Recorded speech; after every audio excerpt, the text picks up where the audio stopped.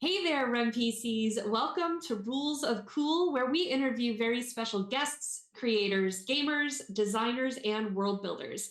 I'm your host, Rem, and today we'll be chatting with Christine Beard of the Cracked Die podcast. We have a fantastic giveaway of a mini Cracked Die swag bundle, and it can be yours if you type hashtag REMPC in the chat for a free entry to win. The drawing will be done at the end of today's episode of Excommunication, which is the Realmsmith Shadowrun YouTube show that is playing now on YouTube, and you're going to get to see a rerun here tonight and get in on it. You also can get bonus entries to win by donating bits or subscribing. Every 100 bits gets you a bonus entry, and subscribing gets you 7 whole bonus entries. Now, in Rem Alternis news, coming soon on Kickstarter, a thrilling sci-fi novel by Kevin J. Anderson and Jeffrey Morris. Earth's Last Hope, the Ark ship Odyssey heads to Proxima B, aka Persephone. On arrival, settlers face a failing radiation shield and a mysterious metal structure.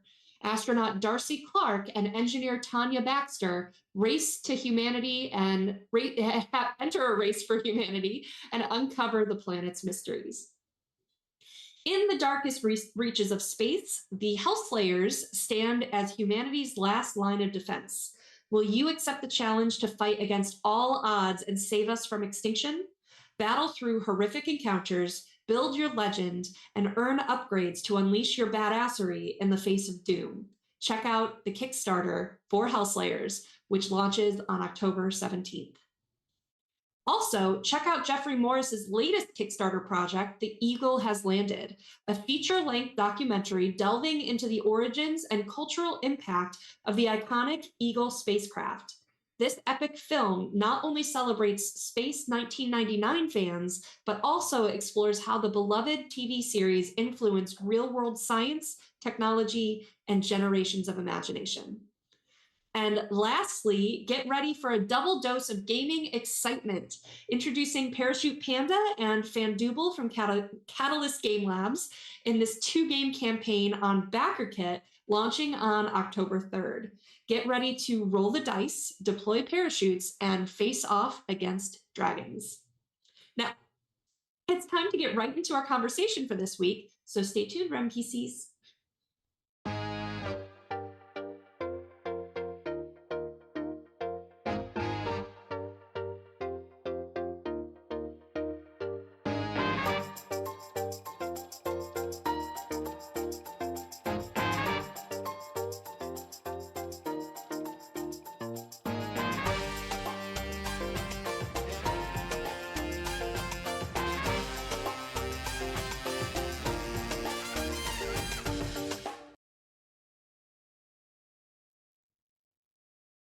Welcome back, everyone, and welcome to you, Christine. How are you? I'm good. How are you? Great. It's awesome to have you on the show. I love making new friends and just talking to gamers and nerds in general. So it was really nice to meet you for the pre-show, and really looking forward to our conversation today. Absolutely. Awesome. Thanks for having me on. It's really nice to get to do something like this. Oh, yay! Well, I love to start off every interview with the same question. So as we always like to start, what is your history as a gamer? So it was my dad that actually got me into gaming. He was like way back classic, talking like Satanic Panic years. He was super into Dungeons and Dragons. So he would always tell stories around the dinner table. So when I was probably in high school, D&D 3.5 was the game of the day, the game of the season. And he actually got me the Player's Handbook one year for Christmas. So that unlocked the floodgates. And from there, it was a short jump to Worlds of Darkness. And eventually that's how I kind of got into writing games through there. Cool. That's so exciting. Oh, neat. So having like an early introduction to gaming and having that kind of perspective, what is the main thing that you look for when you're introduced to a new game?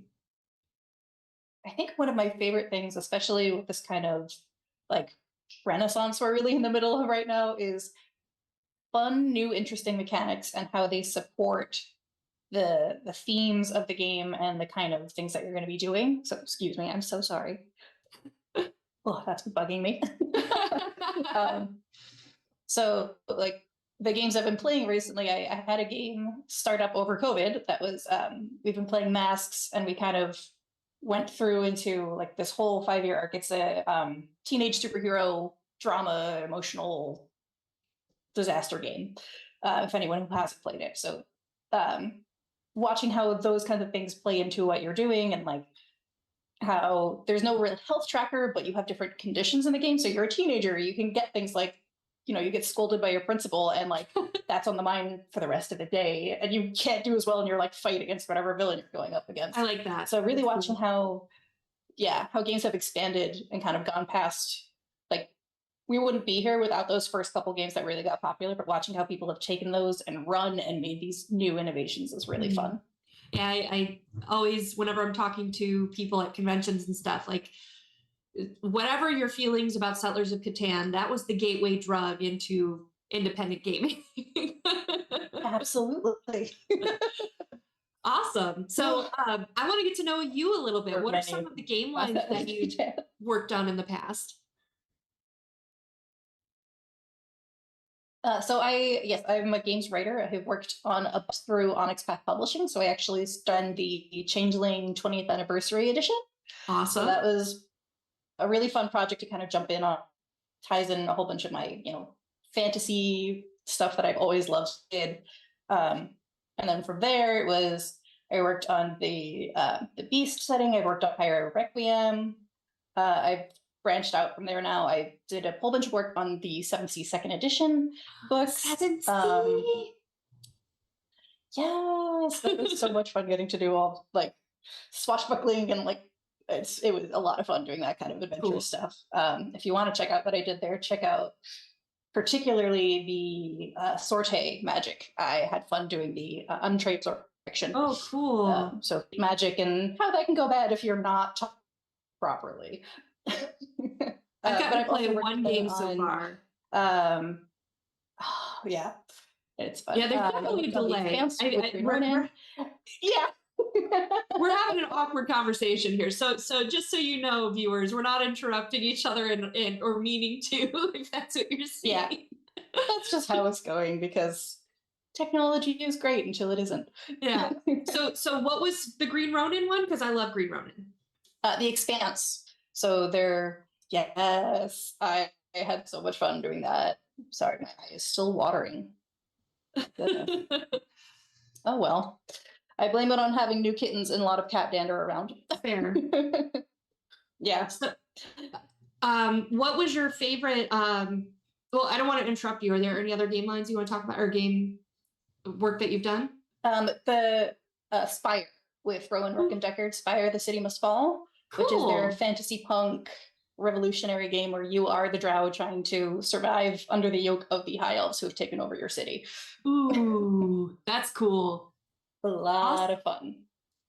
So you've worked for some really cool designers and game companies. Like, what was your favorite project to work on and why? That always feels like a loaded question, because I don't want anyone to feel like I didn't like working on their stuff. And John Wick, and they're all watching right now to see, like, yeah, Christine, yeah, right. Who's your favorite? No, I had a great time working on everything, but I think my favorite probably would have to be the Spire stuff, just because they were kind of the people who were like, here's a setting. And you know when you find something and you're like, you didn't know me, so you didn't write this for me, but you wrote this for me. Aww. So when I got to work with them, they would give me like a sentence and they'd just go, have fun. So I've written a bunch of scenarios that's just, I get to pull all the weird, dark, creepy stuff that I'm interested in and throw it at them, and most of the time they're like, yeah, we like this is great. Cool. That's so awesome. If you've ever wanted to check out things like death cults, weird like baby swapping legacies, and people being turned into physical masks, like to walk with like in front of someone and represent them in a social setting, that's the kind of stuff you'll find in my Spire work. And I think I've was described often once by thought that death cults is something I should absolutely get more into. So, absolutely, they're a lot of fun. Check out Brother Harvest. That's where you're going to find that. But yeah, the tone I got at one point was described as monumentally grim, and we love it. And that remains to this day one of my favorite notes on a draft. I'm just like, I feel seen. that's so cool. So what was it like working? Did you get to work alongside John Wick for 7C? I did meet him a couple times. That was really cool. Cool. A lot of that was going on. Their Kickstarter had finished up. They were at Gen Con a lot. I was actually there one year at Midwinter when they were running their LARP there, and he was playing it along with the rest of us. I didn't exactly work with him directly per se. There's a lot of there's the person at the top, and then like all the people who make everything happen, and they're usually the one who's like contributing large amounts, but they're not overseeing everybody else. But it is pretty cool when you can like walk up to someone and be like, hey, like I work for you basically, and they're like, I had someone literally look at me for a second, like what, and like I imagine be like, oh, you do. That's awesome. Yeah, so that was really fun. I really appreciate about John because we've done a couple of 7C live streams for I can't remember if we've done one here on Gen Con TV, but we've done them for our streamathons on the Alternis Twitch channel, and I really like he showed up for one of our streams, and like just the fact that he loves to see people play his game and wants to be part of that audience, like that was super cool. And Green Ronin, they're just such cool beans and good people that I always get excited when someone works for them. Like it's almost like a vetting. Like, oh, Christine's worked for Green Ronin. Okay, we're cool. We're cool. Oh, awesome. Now, you said like you really enjoyed the Spire because it was very close to you, but which one was the most impactful to you as a writer? Like helped stretch you, helped you grow? What was that kind of experience?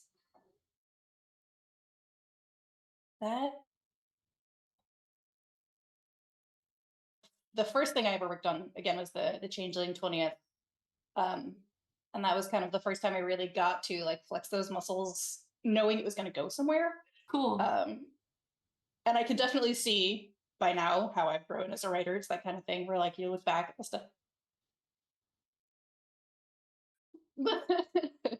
That was more like go. But... Oh, am I breaking up, or is Christine breaking up? Yeah. Okay, Christine, you're breaking up just a little bit. Yeah. So I'm gonna ask you that question again so that that we can hopefully piece together a full answer between the two. So I'm sorry. What was your most impactful work as for you as a writer to help you grow? Would be the Changeling 20th Jumpstart. I had worked on the core, and I had done a couple other supplements for it. But that one I ended up being the sole author on, which is kind of unusual even for smaller projects. So having to kind of take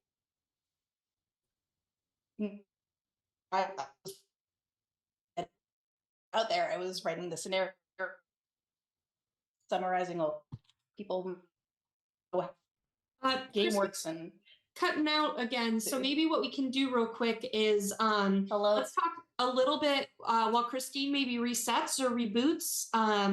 Let's talk a little bit about some of these projects. So 7C is a pirate themed RPG. You can see actual plays of it all over. It's been a really successful project lately. I know the Writers Room does excellent actual play podcasts about it, and we've got Patrick Keith is a actor, and he's phenomenal in everything he does. So I can really recommend that. Additionally, and I mean, John Wick is just the coolest name ever, right? Like that's who knew John Wick was writing RPGs when he wasn't kicking butt and taking names. But are you back, Christine? Do we have you back? Oops, he's still cutting out. So we'll talk a little bit as well about Green Ronin. they've done, I knew them. I found out about them from the Dragon Age RPG. So if you love the video games, then Dragon Age is at Green Ronin is where you want to be next.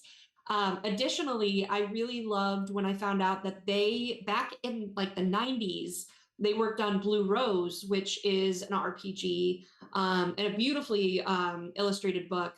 Um, but this was back kind of before wokedom, and they were like the first people that dared mention LGBTQIA plus people in their world, and they got a lot of flack for that. So that was a scary time back then for them. But the fact that that's the kind of people they are that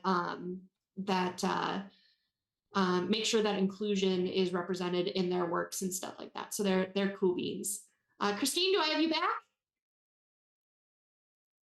Nope, still no. It's still me. Green Ronin is also probably most prolifically known for Mutants and Masterminds, which is a superhero RPG known for being crunchy, but being one of the go-to superhero RPGs. They've recently done a Kickstarter for all of their third edition stuff for like getting everything back in print and things like that. So they're known for that. We're actually producing with Green Ronin a live stream. It's actually going to be pre-recorded, but we're going to release episodes on YouTube. It's going to be a 6 to 8 episode campaign run by one of the developers and one of the main people at Green Ronin, Alex Thomas. And he's going to run a cool story for us. So you'll be able to see that on our YouTube channel. So if you go to YouTube, you can search for Rem Alternis Productions. And you can subscribe, and then you'll get notified when those do drop. And then the writer's room is where you can find 7th C podcasting stuff. So Christine is back. I got you back. Yay! I'm sorry. Of course, like everything goes fine, like all the pre-show stuff, and then it just when we actually get here. Storms. that's you just can't predict it. What can you do? So I think we got a very short answer on the last question. So we'll move on to the next one. Sure. So I've heard that you've also been dabbling in the LARPing sphere. So how did you get into that? So that started in college. I was up in mid-ish upstate New York, and if you're not aware, New Jersey has a pretty expansive LARP scene, and that's actually where I met my husband. We were both elves at the time, and to this day, it's something our friends never let us forget. Oh, that's so fun. Cute. Yeah, it was a good time. So from there, it was a short leap to, well, I want to get involved in this. I have a theater background, so getting to kind of put on a performance again was really fun. And so he started, he joined the storyteller team, so we started putting on weekends together. And then a bunch of my friends that I had made either started doing their own, and like we had a whole bunch of like con LARP setting stuff. So instead of like a full weekend event, which is what I was used to, we would do like 4-hour blocks. So cool. Yeah, so I've kind of been on both sides of that, and it's a really good time as an ex-theater kid who really misses it. Fair. I'm with you. I'm role-playing games is where theater kids often land. It's where we end up. It is. Awesome. All right, so tell me about what is the Petite Warlock? So I have so many random little hobbies and things that I do, as most neurodivergent people do. I feel we like get really good at a whole bunch of stuff and then do it for 2 weeks and never again until we like randomly think of it one day. So that's kind of my aggregate for all of the random skills I have. That's where you'll find the writing that I've done. I do some graphic design, which is a lot of fun. One section that I have to actually put up on my website is miniature painting. So that's just kind of my little hub for everything. Cool. Yeah. Awesome. Is there a website associated to that? It is. It's thepetitewarlock.com. Oh, cool. So real easy to find. You can also find me on most social media at either Little Warlock or Petite Warlock. That's where you'll find me. Oh, that's awesome. 5 foot nothing, so that's where that came from. You look taller on Zoom. I mean, yeah, who can tell? I mean, I feel like whenever I meet most of my company and my collaborators and stuff, I meet, they're all internet friends.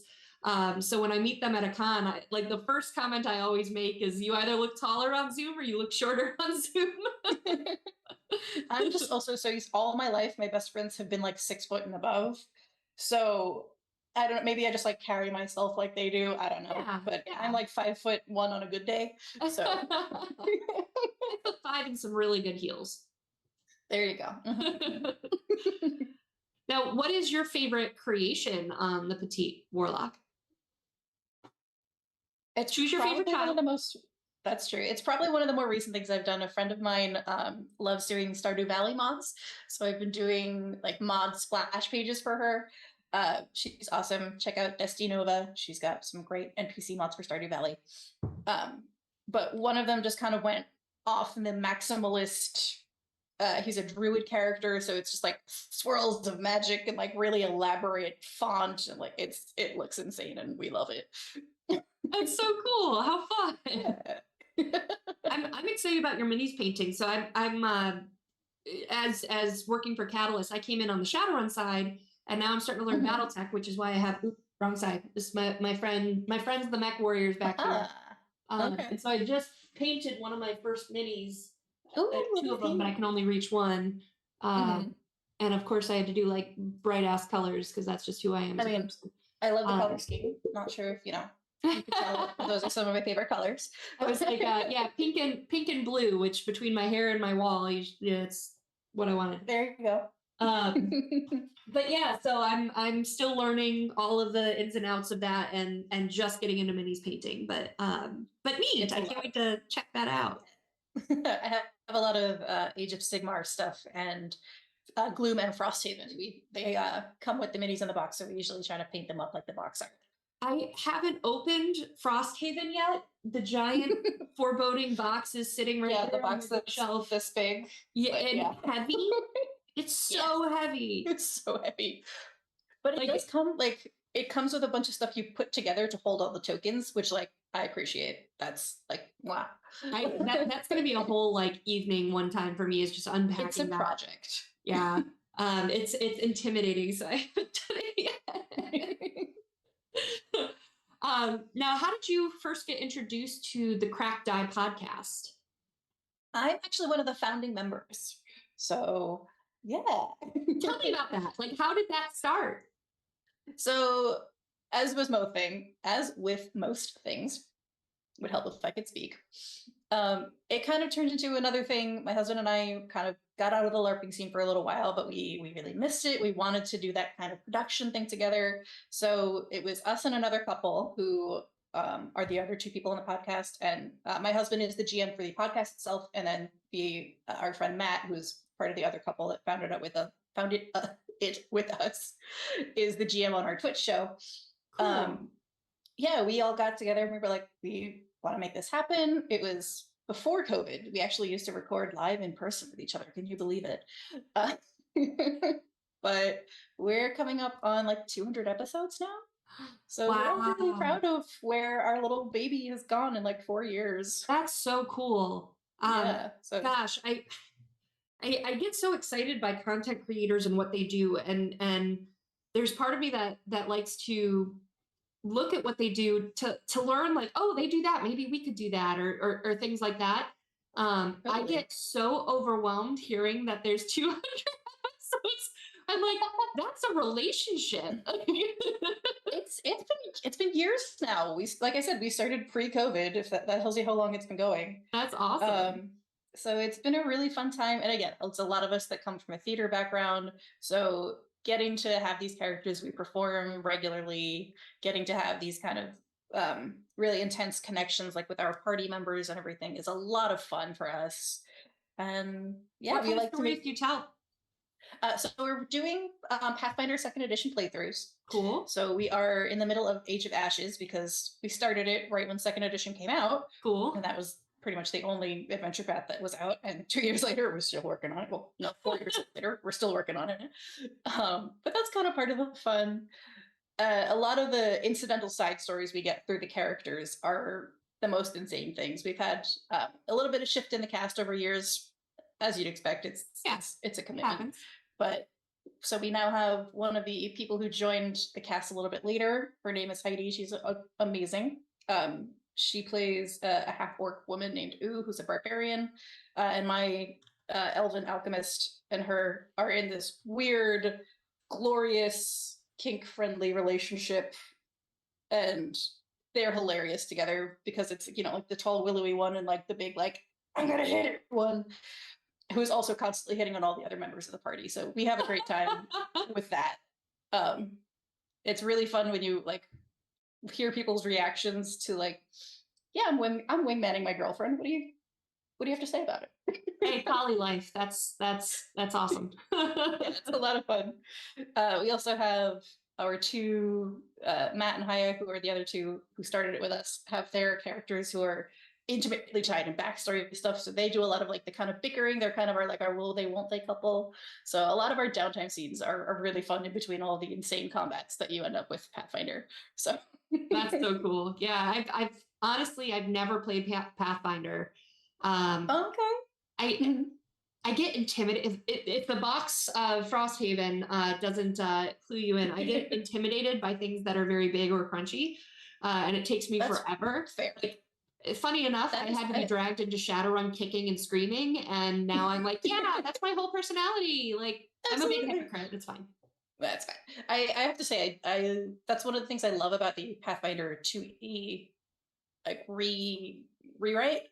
So much of a lot of the weird little crunch is kind of compacted. There's not as much algebra you have to do anymore. Okay. Anyone who's played knows that there used to be like, on your turn, you could take a move action and a standard action and a free action and a bonus action. And like now it's like you have 3 things. Here's how many things each of your things takes. Go. Have fun. Cool. So there's still, we like to say there's enough crunch for the people who like it, but it's smooth enough for the people who are first coming into it. It's not as intimidating as it might have been in the past. So we've had a lot of fun with it. So you have the Twitch show that's GM'd by one of your partners, and then you have the podcast. Is that available on Spotify? Podcast is available on Spotify. It's I believe through Google Podcasts, Apple iTunes, or Apple Podcasts. I have to see what we're doing because Stitcher has its thing that's going on. I'm not sure where we're going to end up after that. But yeah, you can find us on most podcatchers. We're the Cracked Die Podcast. Awesome. And the Twitch show, we're twitch.tv/Cracked Die. We're doing the Agents of Edgewatch campaign there. So that's Absalom in Order is what we call that campaign. That's cool. So what are the characters that you're playing in these campaigns? So I'm only in the podcast campaign. There's a couple people who do both, but I do play Soraya. She is an elven alchemist.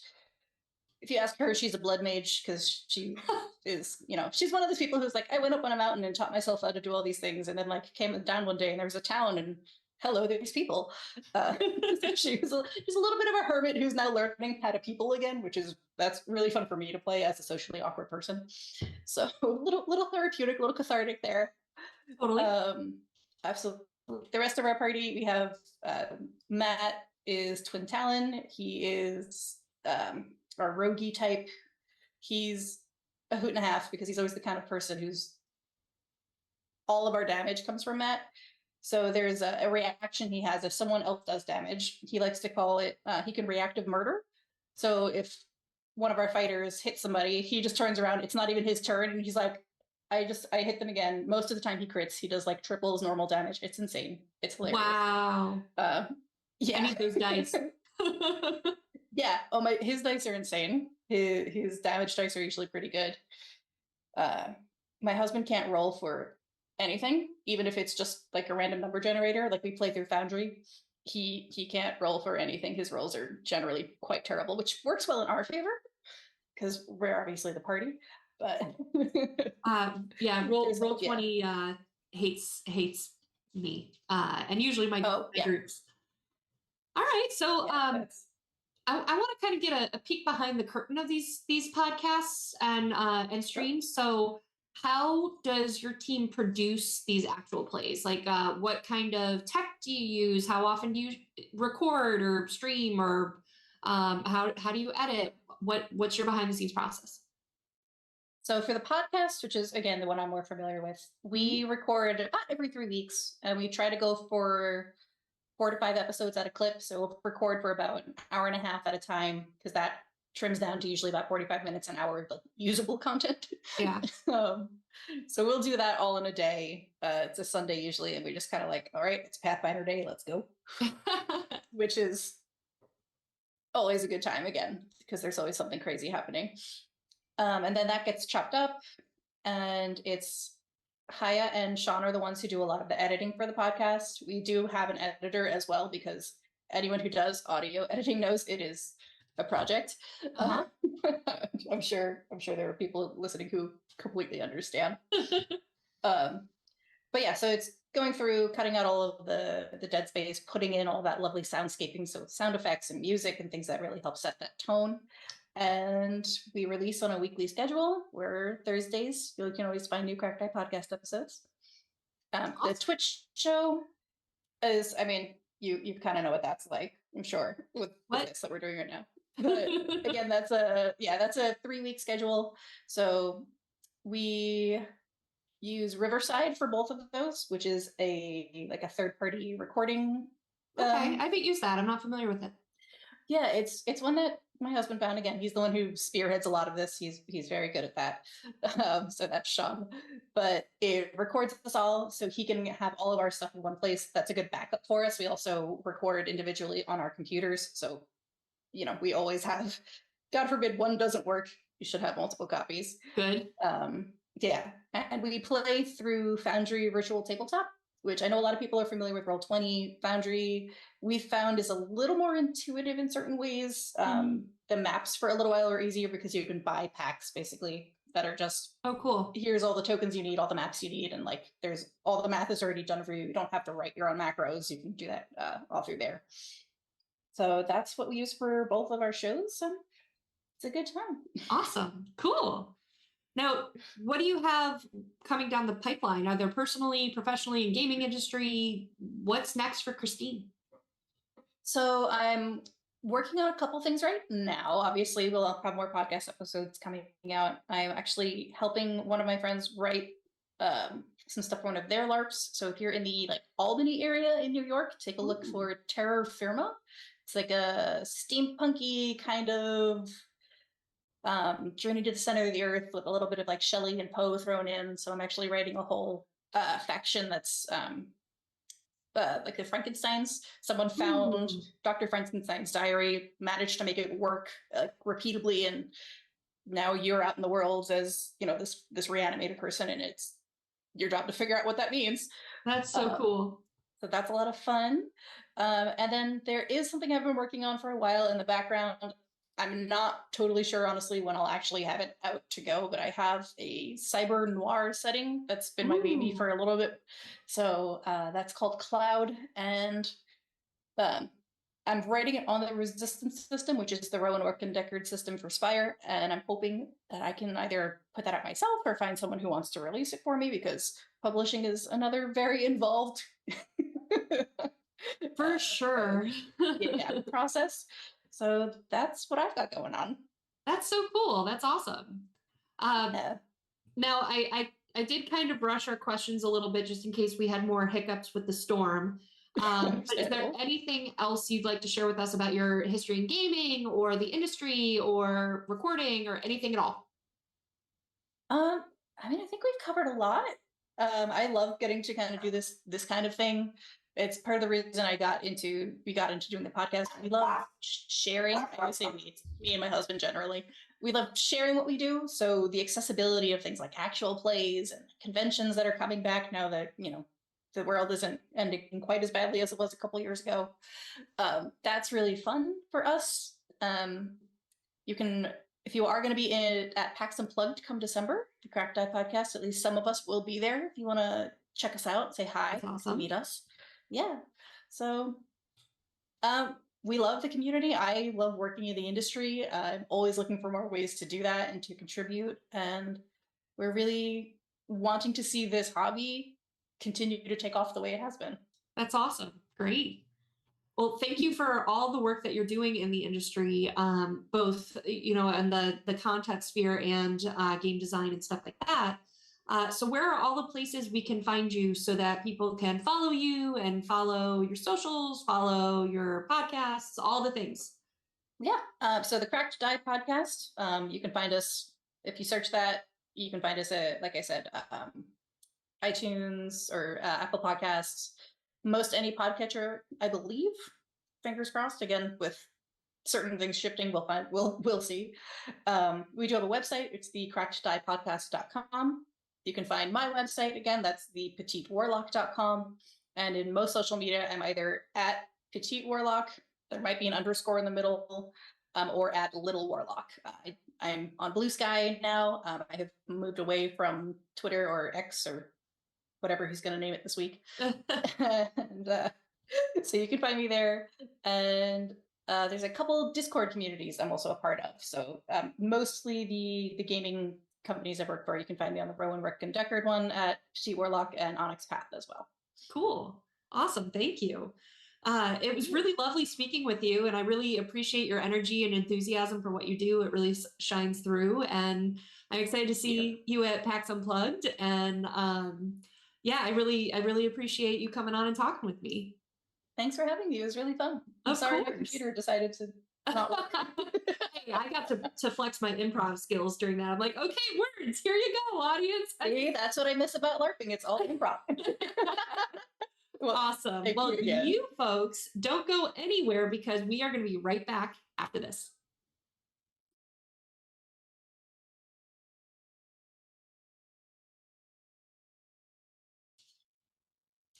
Hi, everyone. Don't forget that we have a wonderful giveaway of a mini Cracked Die swag bundle. Thank you so much to Christine and Cracked Die for contributing such an awesome prize. Type hashtag RemPC in the chat for your free entry to win. And don't forget to get your bonus entries. You can donate bits or subscribe to get extra entries to win. All funds help us to pay our cast and crew and keep producing content. You can pick up t-shirts and merch at our Etsy store at rumalternis.com/Etsy. And thank you all for joining. We'll see you next time, and stay tuned because coming up next is the rebroadcast of Shadowrun Excommunication. See you next time, RemPCs.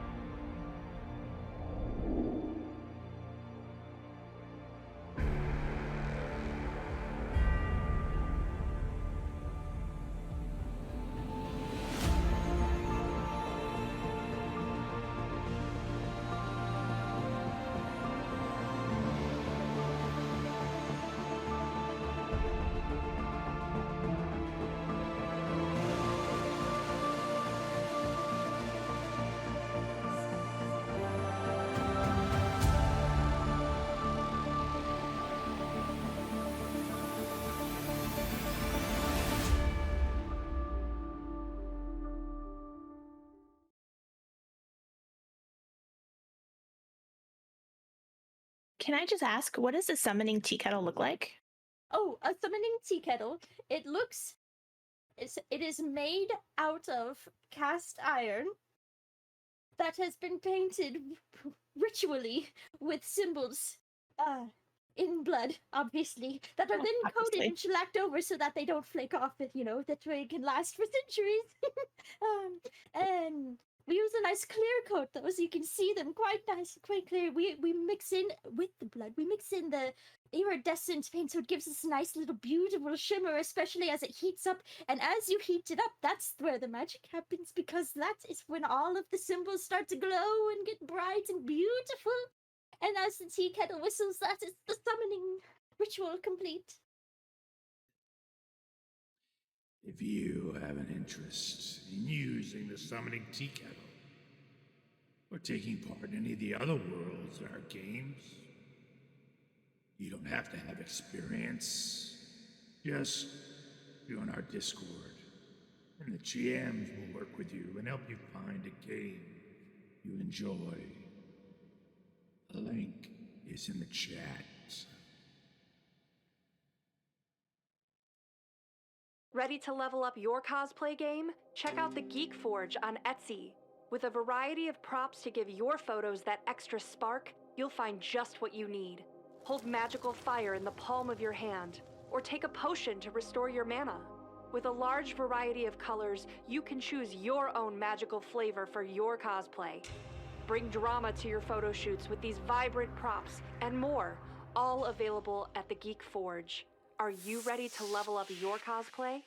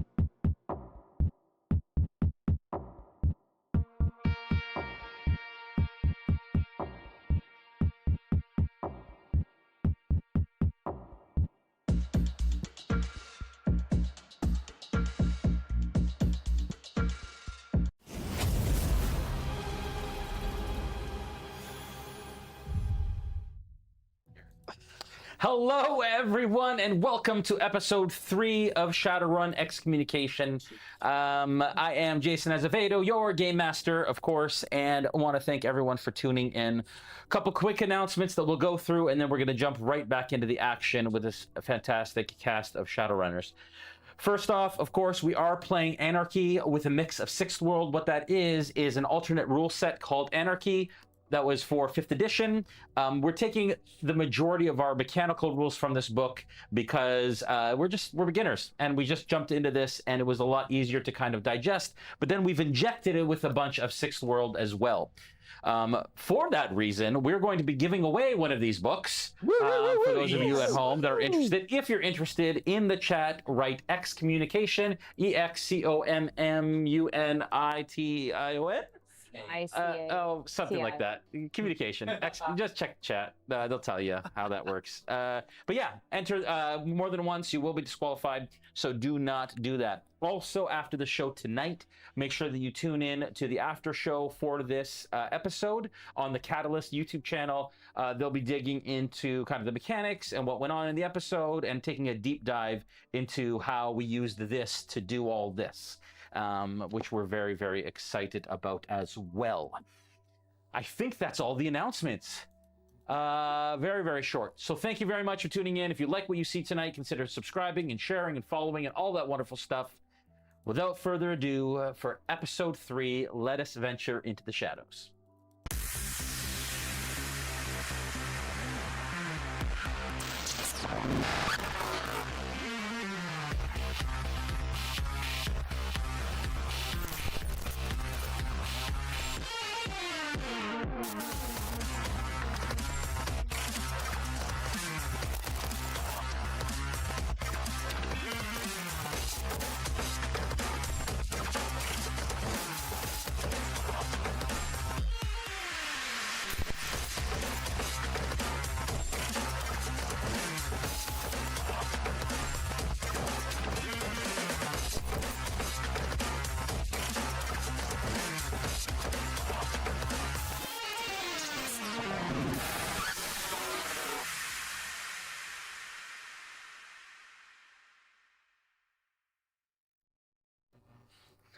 Welcome back. All right. Last we left you all, it was a bit of a shopping episode. I ain't gonna lie, but we checked in with a contact of Liv's called Frenchie, who runs Frenchie's Boutique. That was a lead that they wanted to follow to kind of figure out maybe what they could about Bitbucket. Unfortunately, a bit of a dead end when it came to that direction, but also used to potentially reach out to Torin. That, unfortunately, was a bit of a dead end as well. But you did get some grenades, so really win-win. It's a win-win. All around. Cigars. But was it a general? I know, right? No. Well, technically he's dead. Yeah. Well, We maybe. think maybe. We You don't know. Game Master, tell us more. Well, actually, you jumped into your Jeep. You headed to the last known coordinates of where Torin may have been. Blaze going into the astral plane, projecting himself into the astral plane, and actually navigating and finding a broken device comlink in a dumpster where his last known whereabouts were.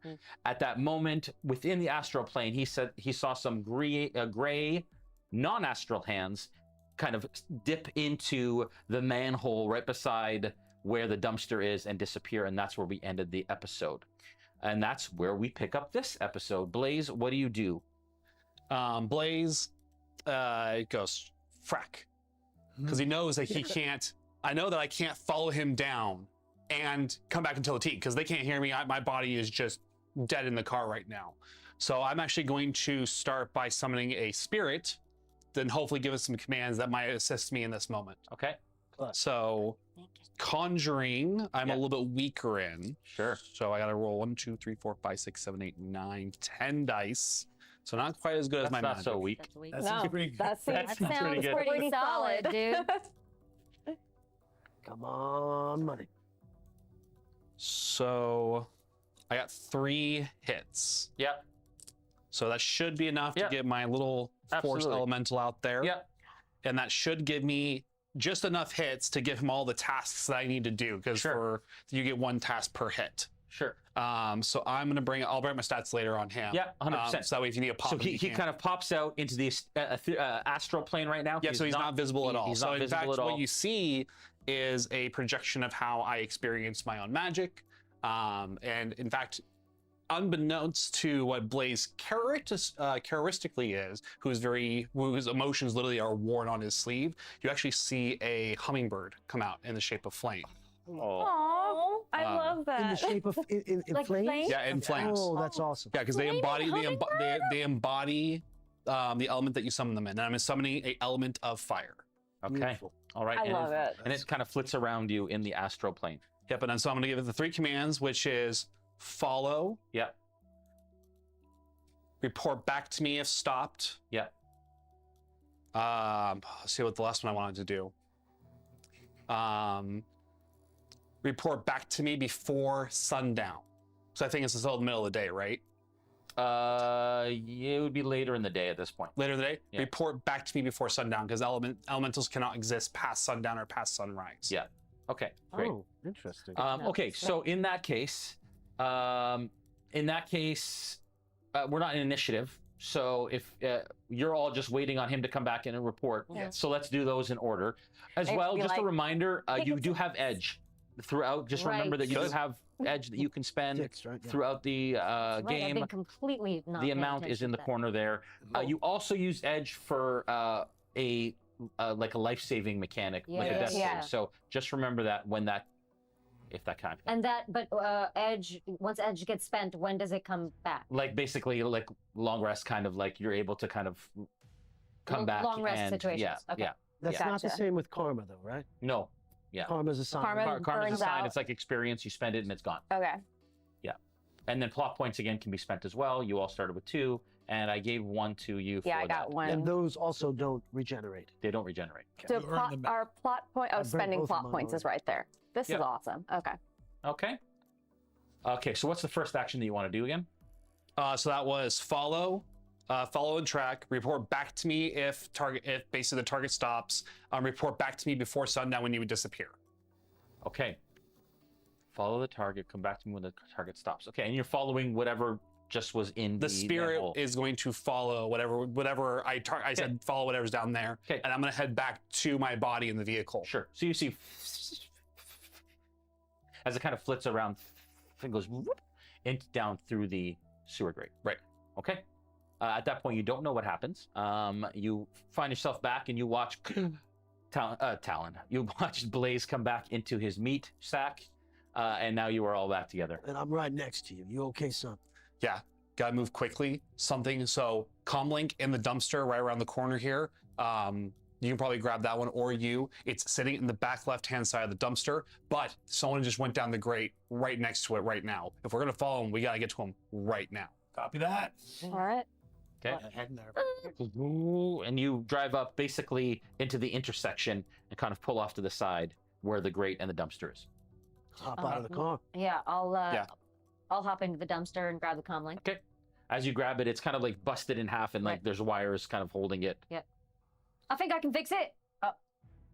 You can absolutely try. Yeah. And so, okay, so you take it out, you start pulling like wires out of your cyber deck to try and Right. sort of And I have do a diagnostic. electronics. Yeah, you kind of plug it in. You have an electronic skill. So how about we roll an electronics check, which that? again is the dice in the amount of dice in the The bracket. parentheses. Are there any cameras in this alleyway that we're in? Not that you can see. Okay. This is a dark zone. I'm gonna park the car around the corner, and I'm gonna get out, and I'm gonna start to push the dumpster so that it's kind of hiding the car a little bit. So Interesting. there's- Okay, so you there's kind of pull cornering into in the an thing, alley. and then you just kind of like, yeah. cool. All right. 6, 6. Nice. All right. except for the last episode.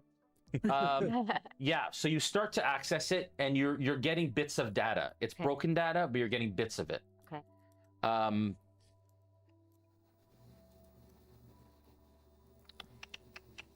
As soon as I have it, I will let you know.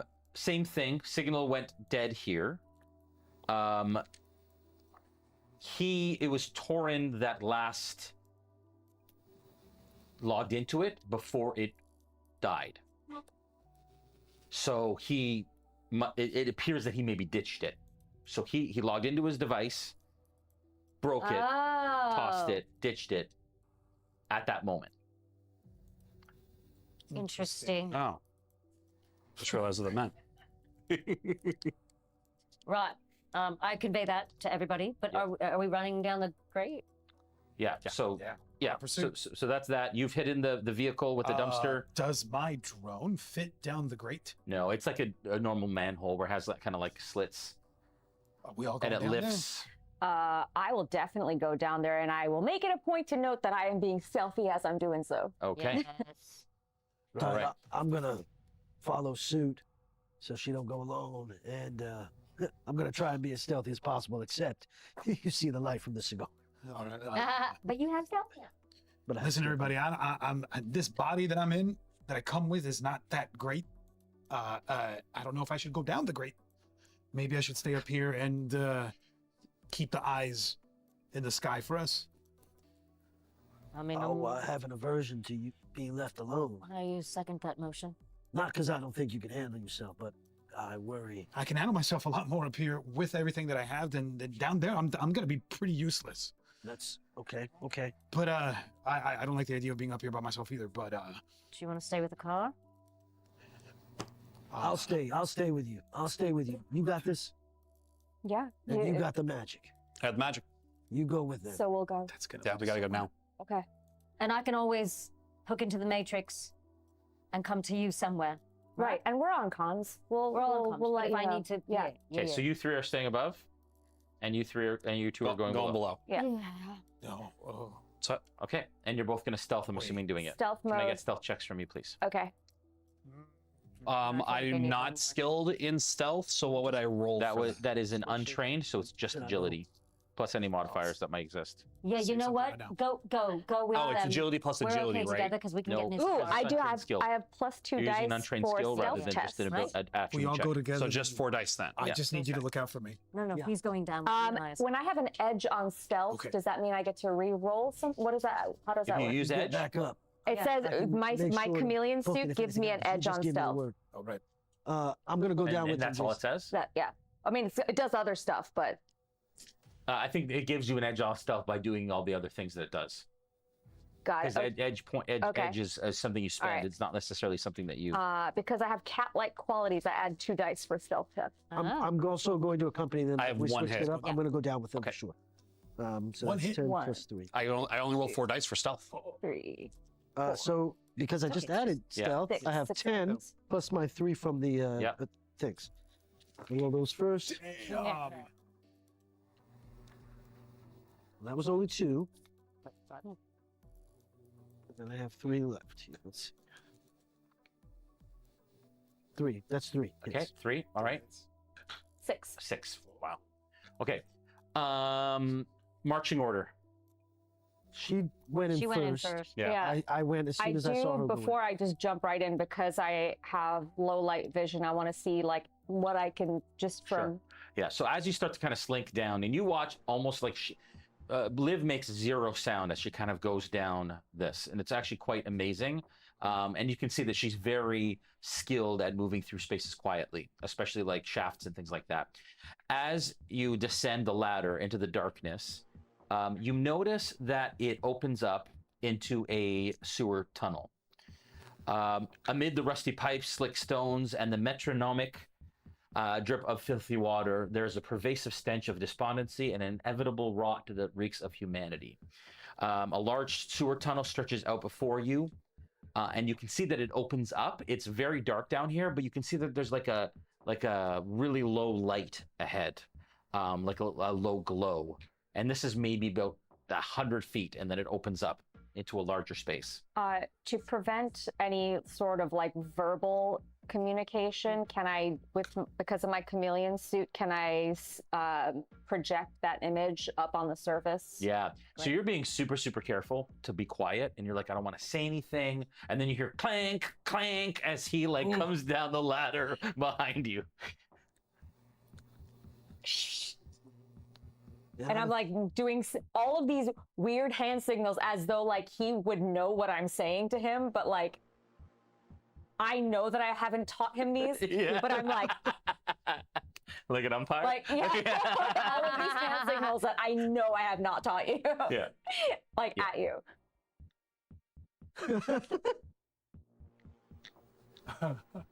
You hear like a slosh of water, and as you kind of turn and look, you can see that there was something that was kind of crawling low. And imagine there's like a sewer tunnel that is round with a flat bottom that you walk along. There is a channel of water that is kind of rushing, and you can hear that it's rushing down and then dropping into this larger cavern, and there is a gate, like almost like a fence halfway through to catch whatever debris from moving into this thing. You watch as something is kind of low and it kind of rises a bit. It's hunched over a little, and then you see it kind of like climb over the grate and then down into the space from the Do you have tunnel low that light you're in. vision? I'm an elf. I should. I don't think Unless there's a skill now. there is a skill. I don't think that. Then no, I don't have low elves- light vision. But Then I will still. grab your wrist and point towards the light and just make my the creepy hand gestures. At this point, you've joined them down. Yeah, and I don't think I was as quiet as I you're- intended to be. Yeah, you were quieter than Blaze. Yeah. So Yeah. from behind, as you guys start moving forward, I'm gonna pull out my flashlight and just click it on and off real quick. Click, click, just to see what I see in the. Yeah. At this point, you don't see what has gone. Basically, as you click it, you see the tunnel ahead of you, and then you see it opens up to a larger space that's lighter, but the flashlight basically disappears in the distance. Okay. As you click it a couple times. Did I see anything? No. Okay. I might be able to see something from where I am. Sure. I'm going to jump into my drone. Yeah. And I'm going to. Frame knows how this works, so better than I do. I'm going to take my drone and either go over the grate and activate the ultrasound sensor that I have. If I can still penetrate through the cement, then I'm going to let the drone hover over the ground to penetrate the ground, and it lets me basically get like signatures of movement. And Yeah, sure. I mean, Sure. I can read the whole thing out No, loud if you want. no, I know what it does. So yeah, that's great. It will not penetrate rock or glass. Like it will bounce off, but open space, it will absolutely detect. Yeah, great. So it comes down when you kind of pilot it across. I'd like you to give me a piloting skill as you're trying to keep it like from hitting the walls and just Yeah. like So it's being gone quiet. I am. So no. Because I don't think it can go in, right? No, Yeah, it so can't. ultrasound doesn't penetrate thing, but the nice thing is even in darkness it can still see. That's the beauty of ultrasound, because it sends ultrasound bounces, waves. right? It bounces and Off sends the- ultrasound waves, Ultrasound. but it will not penetrate the ground. So, it can't So what I'm So you thinking have to go is, down the thing if you wanted to. because earlier you said that the drone was too big to go through the grate. Did I say that? Yeah.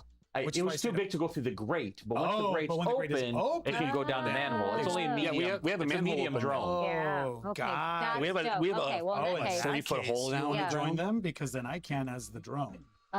Yeah, I do want to join them, but I don't trust that I'm very quiet because I don't have stealth. Well, if Okay, you well, at this are point, you you- saying over the comm You you heard want some to join? echoing through yeah, the. hey, Yeah. yeah. So I'm just gonna Sound barrier breached. Sorry, not sorry. So I'm gonna. Okay, so I'm gonna. You I'm can gonna help come down. and give her hits. That's exactly That's what great. I'm gonna come down. What do I roll? Because Yeah, I don't stealth. have this. as- So just agility. Oof. Do I roll my agility? as Yeah, well? I'd say that's what You happened to roll a me. stealth check. So my I just 13. I whisper over comms. I'm like, this isn't gonna be pretty. I'm This is coming. not I'm gonna coming be for you. pretty. I'm coming This for is you. not gonna be pretty. I'm sorry. Okay, well that's nothing on these. Oh, okay. Well, I got one. Yeah. You know worse than But I can also re-roll something. I feel like I could. Oh, whatever he helps me with. I see. Yeah. And there's 3 more. Hold on. Whoa. Whoa. God. Ooh. He's really coming in. Thank you. Jesus. Sorry. Thank you, Rio. 5 hits. There you go. Come on. Very good. Come on, Mama. Come on. It's gonna be quiet. So he's basically carrying you. Okay, 3. Nice. Okay, with 3, again, you come down just as quiet as Rio did, as Right. it kind of helps you down, and you set foot into this tunnel, and you Right. see what I mentioned. And I've got my cyber eye You sure do. full on, so I nod and I'll lead, if that's all right. And as she does, I'm gonna pull out my, well, I'm gonna apparate my arrow and Okay. And I'm really Yeah. short, so you can be shooting right over Yeah. my Because head. I can be behind them. The ultrasound is basically scanning ahead, and anything that's invisible is basically seen. It cancels out the invisibility. Yeah. and we don't see her. You're so damn quiet. Where the fuck Yeah. did she go? I'm out with now katana. Sure. Okay, so at this point, you start to lead forward with your cyber eyes. I'd like you to give me a perception check. You all of a sudden feel the essence and warmth that passes you that you can't see and nobody else can see. And you know that your spirit is back. And you feel the warmth kind of radiate as it circles your head and as it circles your body. almost like feeling a ghost and it goes cold in the room. You feel the warmth pass kind of around you, knowing it's come back. Okay. What is the feeling? What's the intent that I'm getting behind it? Is it lost? Is it confused? It's reporting. You told it to report back when it did, so it's following orders. So not very long then that it came back to me. So just before that, where do you want the drone to be going? The drone is behind them, above them, if there's space above in the sewer, and just constantly emitting the ultrasound sensors. Yeah. Okay, can you give me a perception check for the drone? Yes. The skill provides me with using the ultrasound sensor in dim light or total darkness offers a bonus edge. If opponents can't see, offers a bonus edge against targets who are invisible, and provides the ability to navigate in complete darkness by expending an extra minor action. It doesn't tell me. Again, I guess. Yeah. So what I'm going to do instead is I'm just going to, because I think that's six rules. So what I would do is I'll give you a bonus to perception when you're using the drone. The drone should have its own perception in sixth. In the back of the sixth book, there is drone stats, which I should have printed for you. I will print for you next episode. All right. It's this one. But I will tell you real quick here. How long has it been since since that entire encounter happened? Like 5 minutes? Yeah. Well, fun. You imagine it had the time to basically go down into that little cavern and come back at that area, and then it came back based on your perception is logic and so your drone Nora, did you go down? 6. It has a 0 willpower, so it's just a 6 logic. So add plus 2, so it's 8 for the gate. Not yet. I'll pass that over for your drone stats for now, and then I'll print them for you. The last thing was you're pointing it out to me. I'll take a picture. Yeah. I'll take a picture after I roll. There you go. Perfect. Okay. And this is, am I controlling a vehicle? Do I still get the +1 to? No, this is just a perception through your drone. Yeah, you're not piloting it currently. 1 success, and I don't get to do any of the rerolls or anything like that either. Not for piloting, but if you have anything that is like controlling a drone. Control rig? Control rig says control vehicles by VR +1 die to vehicle actions. Yeah, and I can reroll 2 die. So I get 1 more. Yeah, and you get to reroll 2. Oof, I'll reroll these 2. I'll take that. 2 successes. 2? 2 hits. Okay. All right. Okay, back over to you with the warmth of that you feel. Obviously, I'm assuming to communicate, you'd have to be on the same plane unless it comes to. So you can take an action to bring it into this plane and communicate with it, or you'd have to go with use your astral sight to be able to communicate with it because of the veil. Right. So you can operate it in the material plane, or somehow access the astral plane. No, I'm gonna go ahead and let it go. Okay. So it's completed its task, so it just kind of fizzles out of the astral realm. Yeah. Okay. Goes back to where they live before being summoned or collected. What was that perception check for you? 5. 5. Okay. And a 2 for you. 2 for me. Okay. I am though gonna reach over because Liv's still next to me, right? Yeah. I'll grab her and be like, "Get back within 5 minutes." So I'm gonna let her know that. What did you just say? Yeah. Target within 5 minutes. Yeah. Okay. So the the person, the hands that we're looking for is a 5 minute. Yeah. 5 minutes. Track ahead of us. Yeah, ahead of us. Okay. All right. With that 5 perception, you cross the entirety of this kind of 100-foot tunnel until you come to that half grate, the half fence kind of railing. And you watch as water kind of spills in, and it's dirty sewer water, of course, and it stinks in here, and it smells even more and more as you get closer. But as you get down, you kind of crouch, and I'm gonna just bunch your 2 perception checks together. You see what appears to be a large chamber with tunnels that stretch off in various directions. You also see that there are ramshackle kind of structures sprawled everywhere, as if a community of sorts lives down here. You see a ramp that leads, like, if you go down, there's like a large kind of like this dumps into a large channel of water with landings on either side that all the kind of like buildings are. There's a little kind of like island area where there's structures that have been built out of various pieces and leftover things. And there's a ramp that leads down that goes up and to the right and then disappears down below. And down below, I would say, is about maybe 10 feet from where you are. With the ultrasound, within some of these structures, you see movement of people. But it's getting later in the evening. You imagine it's kind of quiet in here. It seems like your presence hasn't alerted anyone just yet. I will convey that to the group. Yeah. Is this something where, like, would public records, if I went into AR, would public records show, like, public access sewer tunnels like that? Not public. So you'd have to be like probably to be user in- access to of some sort of maintenance database. So that would be an admin situation. So that would be that would be a user situation. So not I as would not far. have to go full into VR. I could go into. You can you can access those both AR and VR. VR just gives you a bonus because you're really deep. Right. But user level is just it's an easier difficulty on my chart, and so it's just certain things are easier to access because it's basically you need a password. If you were a maintenance worker and you had to be down here, you access it, and that's easy to crack. Admin level is lower, and that's all the good stuff that you. Gotcha. Have we caught up to them yet? So they're behind you because you were leading the way. So I thought we were ahead a little. I didn't know you guys had walked forward. I thought you guys had stopped at the bottom of the thing. So you guys had walked forward. Yeah. Because Okay. But I would say we're not far. Yeah, not I would far say you apart. guys have come together at the Okay. grate and you're sharing the information. That one. Yeah. Them having been there, you joining, and you guys all kind of. Yeah, I shared that within 5 minutes. The We target just don't know stopped. what direction. Target stopped within 5 minutes. Yeah. Yeah, we just don't know what direction. And there's 3 different ways we can go.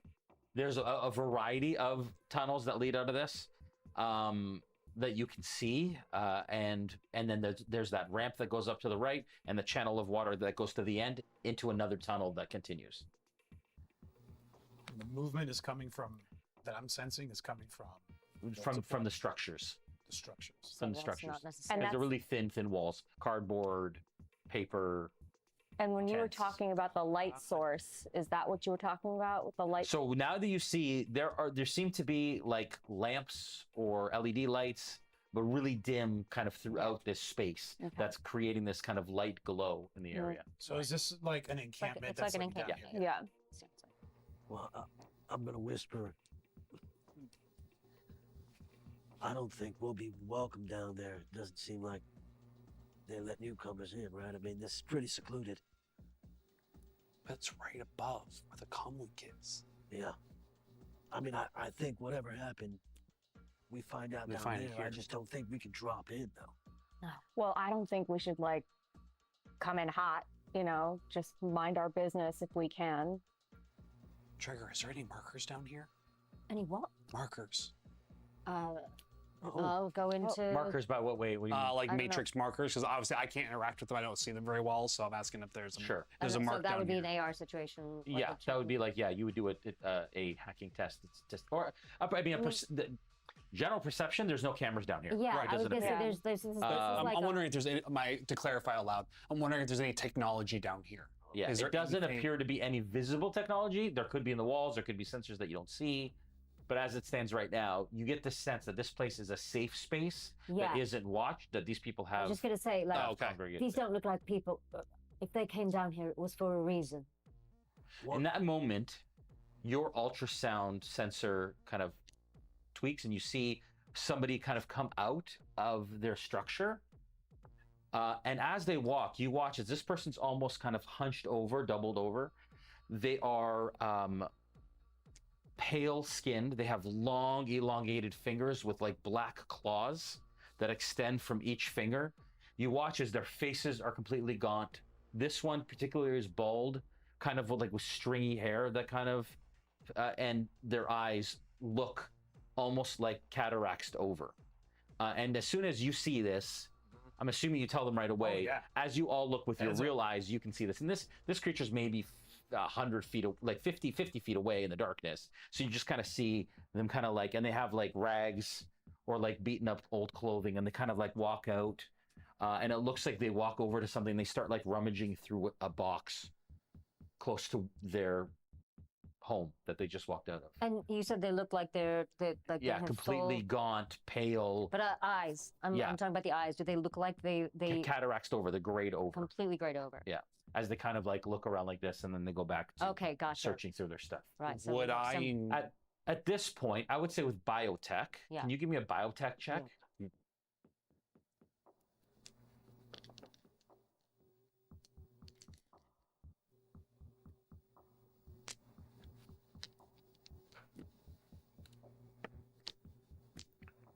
Wow, it's 6. okay. With a 6, you absolutely know that you've never seen them, you've never dealt with them, you've never treated them or anything like that, because they do stick to the underworld.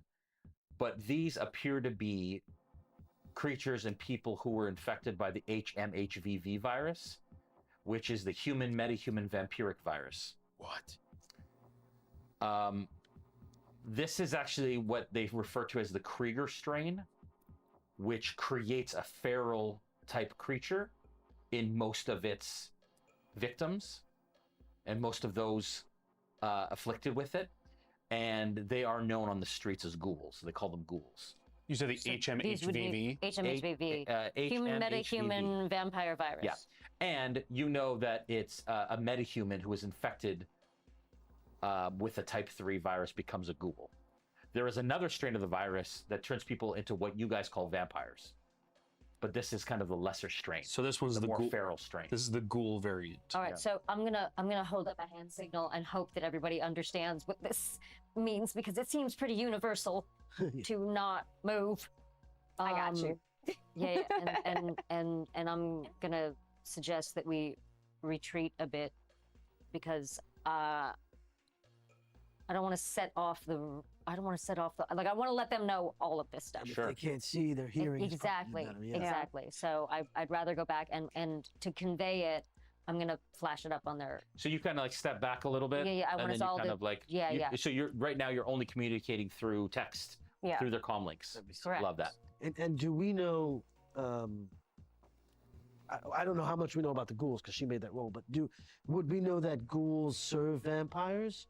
Like in the traditional way? Depends. They hang out with each other? Or? Sometimes because they're outcasts. Sometimes vampires will rule or will like lead a pack of ghouls depending on what they are. Right. Ghouls are unruly sometimes because again they're very feral and animalistic. Some people live normal lives but they look like ghouls, so they're. That's what I was gonna say. They're still outcasts. outcasts. Wow. Yeah. So it's like it So really it's entirely depends. possible that this is like a civilization of ghouls. Sure. Yeah. Right. That could know more than we want. So I just wanted to fill everybody in. Yeah. Via. Yeah. Yeah. Your ultrasound detector goes off again. Oh. And as you kind of like look, you watch as an ultrasound doesn't have like detail. It's kind of like a shape. It's like, yeah. But you watch as a shape kind of walks down the ramp, and you watch as that shape appears to be wearing a house coat and like big furry slippers, and like takes it looks like a humanoid male, and kind of takes a cigarette. You can see it, and all of you, if you tell them, absolutely, because my drone is just patched into their comms. Yeah, I will speak. So you can send freely. the messages via text as well. You can all be in that loop. Just ping them immediately. Yeah. As you ping them, you guys look over, and it's Torin, and he is standing on the ramp with a cigarette, and he smokes like this. He's wearing like a cheap silk robe with furry slippers, and kind of like does this and kind of looks around his hair. He looks like he's trying to keep it nice, but it's messy. And he kind of like takes a thing and he kind of looks around a little bit, and then he kind of turns around and starts walking back up the ramp. Can I, for flavor, just pick up a rock and just try to chuck it hit the cigarette out of his hands? He is some, I would say, like 100 feet from here. Like he is a distance. Okay, then that's so not you gonna work. could, but he is a little further than, like he is like this big compared to where you can see him. Yeah, probably is, not. is there like a full encampment between us? Are there like a bunch of houses, like little It's encampment kitty houses? cornered, so it's like So the we can ramp is go on the straight line right, to him. and so diagonally you would cross a couple of encampments. But if you were to go down and then across the wall and that, and then up the thing, maybe you could sneak by and All right, go I to where think. he is. I mean, go ahead. Yeah, you know, I want to. This is the problem with the tabletop games, I know. is that I want to do the thing, but I have to converse with my teammates. So via comm, via text, what you'll see is, I think one of us should go down there and test the water. Go. Enough said.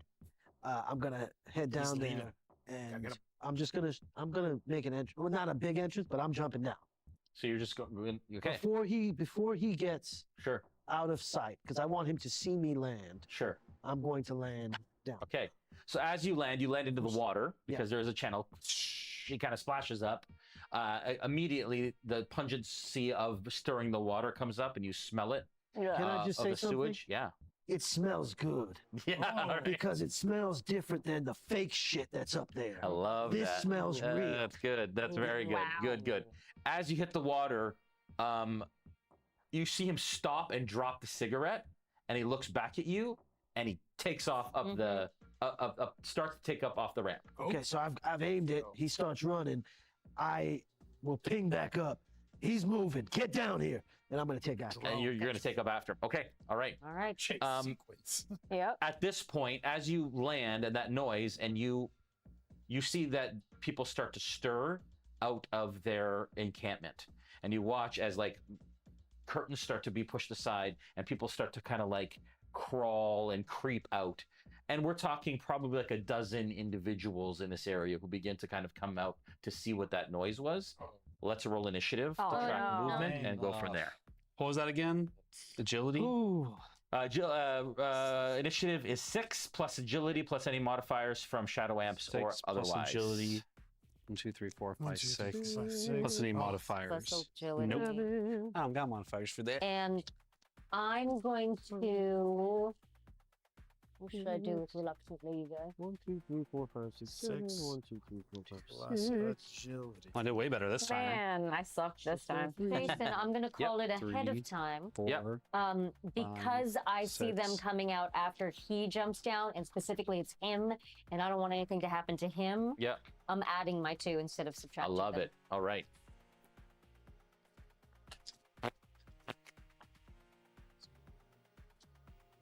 Four, five, That was six, seven, no eight, nine. hits on I that. keep losing. Now, how do I only have 9 dice? Okay, it's like, Jesus, they keep going. There's 2 on the other. There we go. These are mine. Over there. Okay, gotcha. But, All right, so yeah. All right. Cool. So 6, so 13. 2. 3. Okay. All right.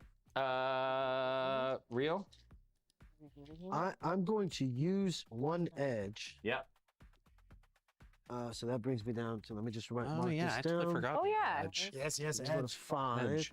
I'm going to change one of my 4s to a 5 with I'm that. gonna Nice. wait. Hold on. I'm gonna do a So post that edge would be a total reroll. of 5. 5. Okay. 2.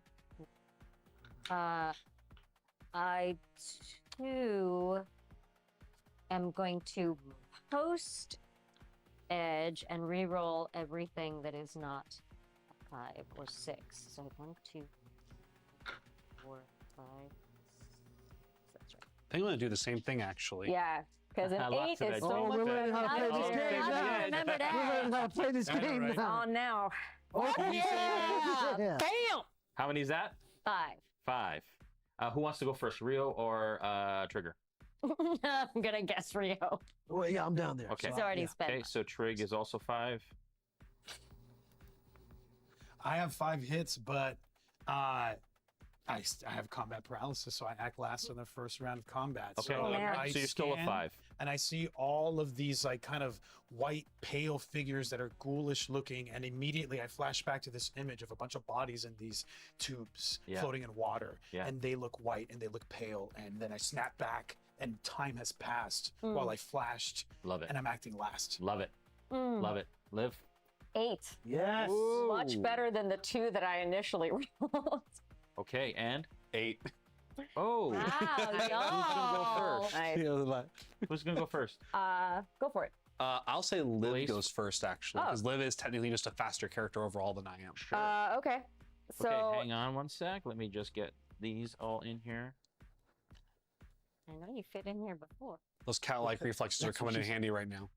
Okay. Get in there. All right. All right.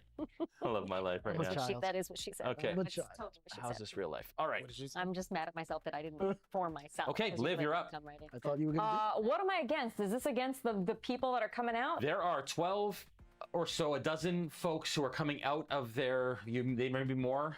They're starting to kind of come out and muster to see what that splash and that noise was. But nothing has. Nothing aggressive yet. But Nothing not- aggressive yet. They're just coming out. Okay. You should honestly that you notice that he is starting to dash towards that area, and you see Torin turned around and he started running up the ramp and is almost out of sight. I am following Torin. Okay, so you're gonna attempt to close the distance with him. Yeah. Okay, so you can climb down that. I'm assuming you're gonna jump down that 10 feet. I'm gonna say you do that fairly easily. Yeah. That is your one movement. You can now use movement instead of a action to move further or take an action. Now I'm going to try to close the distance on him. Okay, so you can use another action, and you make it to the bottom of the ramp, Okay. and he's at the top, and you watch him round the corner, and you see that there's like a red glow kind of coming out from some sort of landing at the top of that ramp. But he turns so he goes up. There's red glow, and then he turns the corner, Interesting. as if there's another ramp going up the other way. Got it. Okay. Okay, that is your turn. Blaze, you're up. So how far is so we're at the very top, right? And there's a big jump down. How Yeah. far is that? 10 feet. 10 feet. It's a jump. It is a jump. So And for Rio, and because they're super agile, I didn't have them roll, but and Torin is around the corner at this point. he's Then. yeah, so he's gone up and around the corner. Okay. So I guess I will jump on down. Okay. Or no, excuse me. I will climb on down. I don't Yeah. think I'm. Yeah. So you kind of clamber over. You kind of do a hang jump, so you're not too hard. About 6 feet. Yeah. Let's exactly. So you kind of splash into the water. I'd say that's your movement. You have an action still. Yeah, I got it. Light will hurt their- So they don't look hostile at all, right? Not that you can tell. They're just coming out, Oh, I wondering heard what's them going on running because there's a first, yeah. commotion. And Liv is in front of me. Yeah. Liv is all the way at the bottom of the ramp already. And how far away is she from me?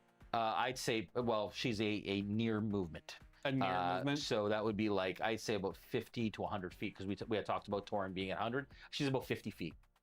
So I was looking and said, "Liv, just go." And I'm gonna cast invisibility on her Oh, from near distance.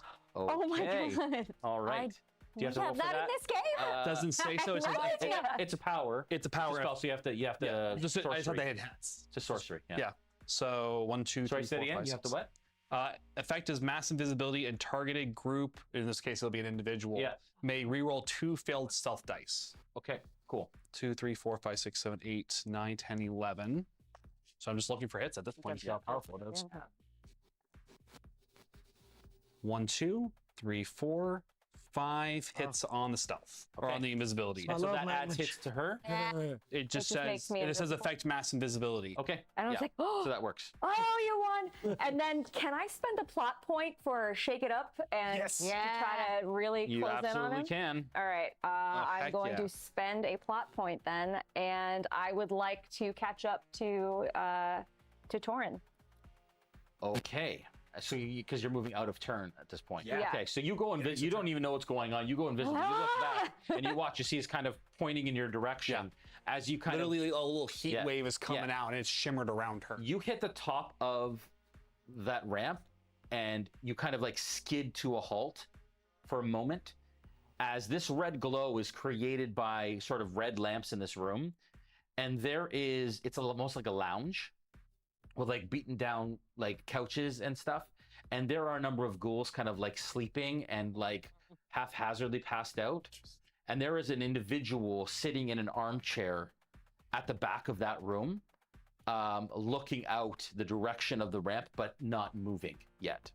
This individual looks like a clean cut, male with pale skin and like slick black hair with tattoos kind of all up his arms as he kind of sits looking in your direction but doesn't see you.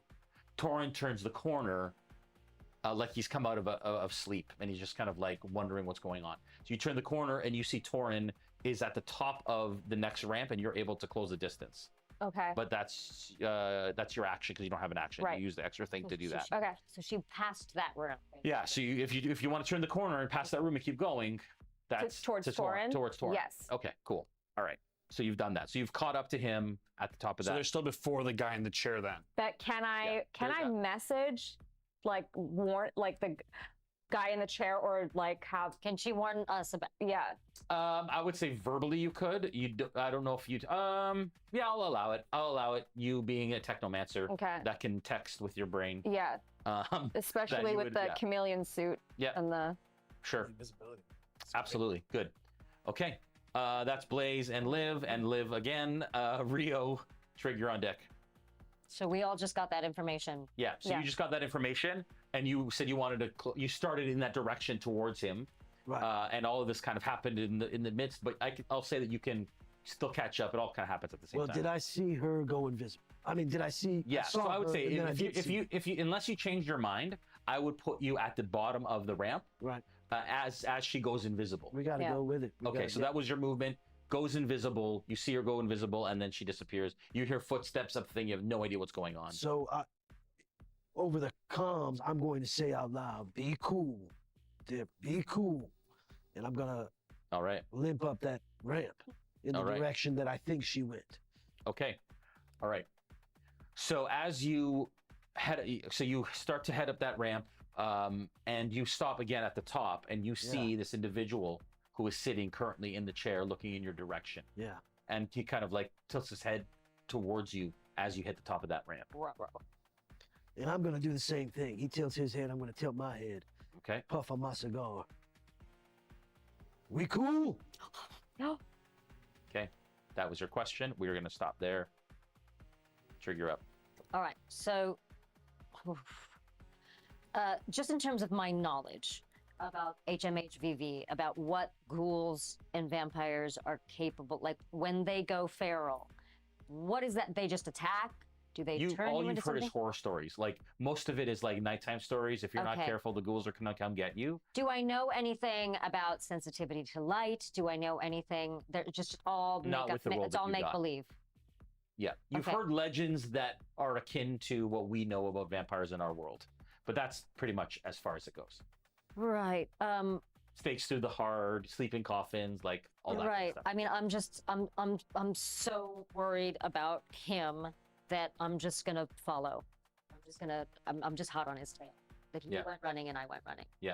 Okay, so I'm gonna say that with that, you're able to match his movement at the bottom of the. Do you want to keep going? Oh God, I'm afraid of that thing, and I want to keep. I think if I hear her Yeah. behind me, I'll say stop. Okay. Oh crap. So you stop at the bottom of the ramp if you want, or are you gonna keep going? You hear him yell stop. I'm turning into a ghoul myself. I'm just gonna say under my breath, nope, and I'm gonna keep going. Okay. So all of a sudden you feel her presence behind you as you stop, and you see this individual in the chair. Fran, you're up. Yeah, but I pass him. I've gone last, so this is me now. Yeah. Yeah. I'm going last. So, Yeah. I snap back to it. I see that everyone's taken off. The drone is right behind them, speeding down. The movement for my drone is it faster than being on foot? Yeah. I mean, movement for vehicles is kind of the same. It just takes less movements to get places. To get to so you can yeah. close that distance in one single movement rather than taking the action. So you would get an action at the end of that movement. Before he does that, can I retcon something? Sure. When he says stop, Yeah. I'm gonna stop, but just past him on the other side of the doorway. So I will stop because if I'm getting this right, we've gone. This is the ramp, and there's like an open doorway, and inside are the. No, so the bottom of the cavern is like this. Then there's a ramp that goes up to a landing, and that's where that guy is. And then there's another ramp that goes up where Torin is. And Torin- Right. So he's at the top of the ramp. So you came I feel here. Like I feel like I just kind of passed him as he said stop. Yeah. So I turned back and Okay. halt. Got it. But I Okay. didn't stop before I got just past him up the So other you're ramp. you're behind him, but at the top. I'm looking behind but into past. this. Yeah. Like so there's so I'm if Got this it. is the landing and this is the second ramp Yeah. up, I'm here. In front of him. Yeah, In the center, further in the room. Yeah, Yeah, yeah, yeah. And in the Okay, room towards got it. that second ramp. Got it. Yeah. I'm flying in. Yeah. I am. Does this person on the couch even acknowledge my drone? He's just looking at your direction. In my direction? Yeah, in your direction. Yeah. I'm a drone. I'm flying past you guys. I'm going back up to where.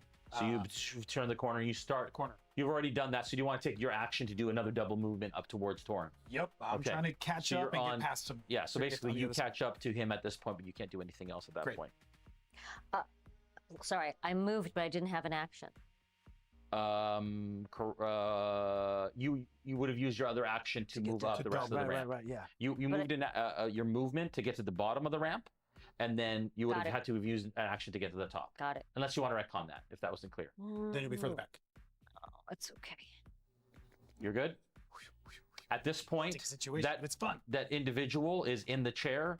He kind of like, you see him grip the chair a little bit, and he stands Stand. slowly, kind of staring at all you, and he says, "Family to me." And that is where we're going to take a break. Oh. Hell episode. no. He We'll didn't be right attack. back. He didn't attack. No, but Technically they're He said family to No, me. yeah, but he didn't attack. He could have just said kill them. All right. Welcome back, everyone, and thank you again for tuning in to the Realmsmith Shadowrun Excommunication stream. I'm Rem from Catalyst Game Labs, and this time I'm here to talk about the next journey in your Shadowrun mission here. We talked about Shadowrun Anarchy a little bit. Well, now I'm here to talk about Shadowrun's 6th World Beginner Box. So if you want to just dip your toe into the crunch of Shadowrun, this has a quick start rules for 6th edition. It comes with dice, it comes with edge tokens, it comes with character dossiers, so you don't even have to create your own characters for your first game. And it comes with some weapon cards and NPC cards, all to make your run a little easier. So check out the 6th World Beginner Box on the Catalyst store at store.catalystgamelabs.com.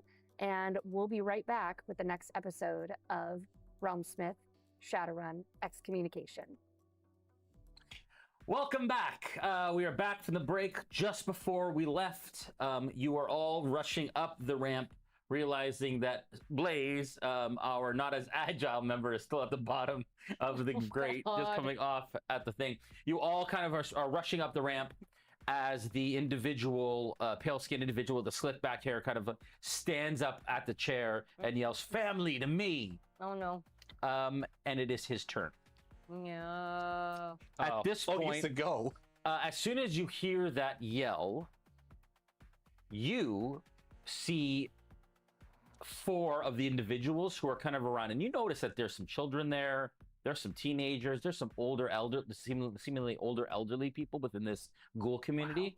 4 of kind of the more sort of taller, heftier, stronger individuals kind of turn in the direction of the ramp and start running up the ramp Yeah, yeah. Terrifying. in that terrifying. direction. No, thank you. Like As the they're 28 doing days what later? they were Yeah. told. They're going to take a double movement. So they're going to move from the center to the bottom of the ramp. And then from the bottom of the ramp, make it up to the top of the ramp. They don't get an action because that is a double movement. But they're on your backs currently. This individual turns into, you watch as he kind of like turns into mist Oh no. that is kind of like low hanging along the ground. Oh. And then goes his movement action. It goes up and around your feet, past you, and apparates in front of Torin, Oh. behind Torin, and Torin like basically like runs into him, kind of thing, as he's kind of like, and he reaches out at you. Mhm. I'm invisible. No, you're not. Oh, You are, Jason. but he reaches out in your direction to try and grab you. I want to immediately take a free attack action against the NPC by spending a plot point, a dish better served cold. Okay. Yes. All right. And I'm going to shoot him point blank in the face. Okay. I like it. What do I roll for? Firearms. Okay. Firearms. 1, 2, 3, 4, 5, 6, 7, 8, 9. Uh-oh. 1, 2, 3. Can I also spend an edge? I'm gonna say because you're point blank, you get a +2 to that. +2. Okay. Damn. Because you're literally like putting your gun to his that head. did not help me. I think I still want to spend an edge to reroll. Pre-edge reroll or post-edge? Post-edge. Post-edge. Post-edge reroll all That those that are are not- not 5s and 6s. Probably worth it Yeah. with him Very right in worth front it. of you. Yes. Nice. That's 1, better. 2, 3, 4, 5, 6, 7. Okay. 7? Oh, What that's a are lot of those dice. dice for, Jason? Sorry, I looked you in the eyes when I did that. That was rude. That feels mean. 4. Felt like So you succeed. He Okay. does not dodge the point blank in In his the forehead face. shot. Yeah. How much damage does he take from that shot? 6. 6. Does it pierce? 6p. 6p. Okay. As you do that, it kind of like the force of it as your pistol racks in his face, you watch as like part of his flesh opens up, and you watch like shards of skull kind of off. There is no blood though when this happens. It's all just like flayed skin that occurs. And then he looks back at you, and because you're taking a turn just before his turn, instead of his action, he was going to do this. You watch as it starts to Oh, hell begin no. to grow back slightly. Hell no. This is a problem. That's not fun. This is a problem. Um, I think. I trust you. Okay. You're before me. All right. That is his turn. The ghouls have taken their turn. The 4 of them came up the ramp. At that time, it is now. That was, sorry. Ghoul, Liv, you are up again. Okay, I'm the gonna order. GTFO. Yeah? Okay. Yeah, I You're just shot him point blank in the oh, face, Greg. watched it all melt together, and I'm like, nope. Okay, so you turn around, you peace out. Yep. All right. So you start down again the ramp. You get to the bottom of the ramp where these two are, and you're kind of all clustered right at that platform. And you take an I just- action, or you just keep going? Oh yeah, no, I'm gonna stop. And be like, I just shot this bitch point blank in the face, and then just watch everything just go back together. Retreat. And then you keep running. Just for the sake of the folks at home, I need you to make that face. The one more funny time. thing Yeah, is, just for that. the Just funny so that thing people can gift that. is all you hear is her voice because she is currently Still invisible. invisible. That's Oh, I am? Yeah, you still currently are invisible, Okay. just not Like- to him. Oh, Um, also he saw me. And hi, I'm here. yeah, and you continue down, What? or are you literally G2FOing, or are you? I'm sticking with. Okay, so you're Yeah. gonna stick with. Yeah, Okay, yeah. so you still have an action. Presentation. Describe to me what I'm coming back to, because you just baffled me with all of that. Yeah. So you turned, you came down the ramp, you met 4 adults. the 2 of them and the drone, and there are ghouls at their backs, like basically on top of them. And That's then that haven't and attacked yet. yeah, and then there's Okay. the ramp. I And still this have my one. gun out. Do they look like they're about to attack? They don't look happy, and as they're coming up, they open it up, and they've got these jagged, nasty teeth that fill their mouths as they are running up that Oh, ramp. I'm gonna shoot at one of them. Okay. No. I'll just Do shoot anything at with one. If I'm invisible, can they see me? It you don't know. They're kind of looking into the room, so you're not sure if they can see you or not. All right. Well, we're about to find out. How many plot points? How 1, many 2, plot 3, points do we 4, start with? 5, Just the 6, two? Just the two. 7, 8, 9.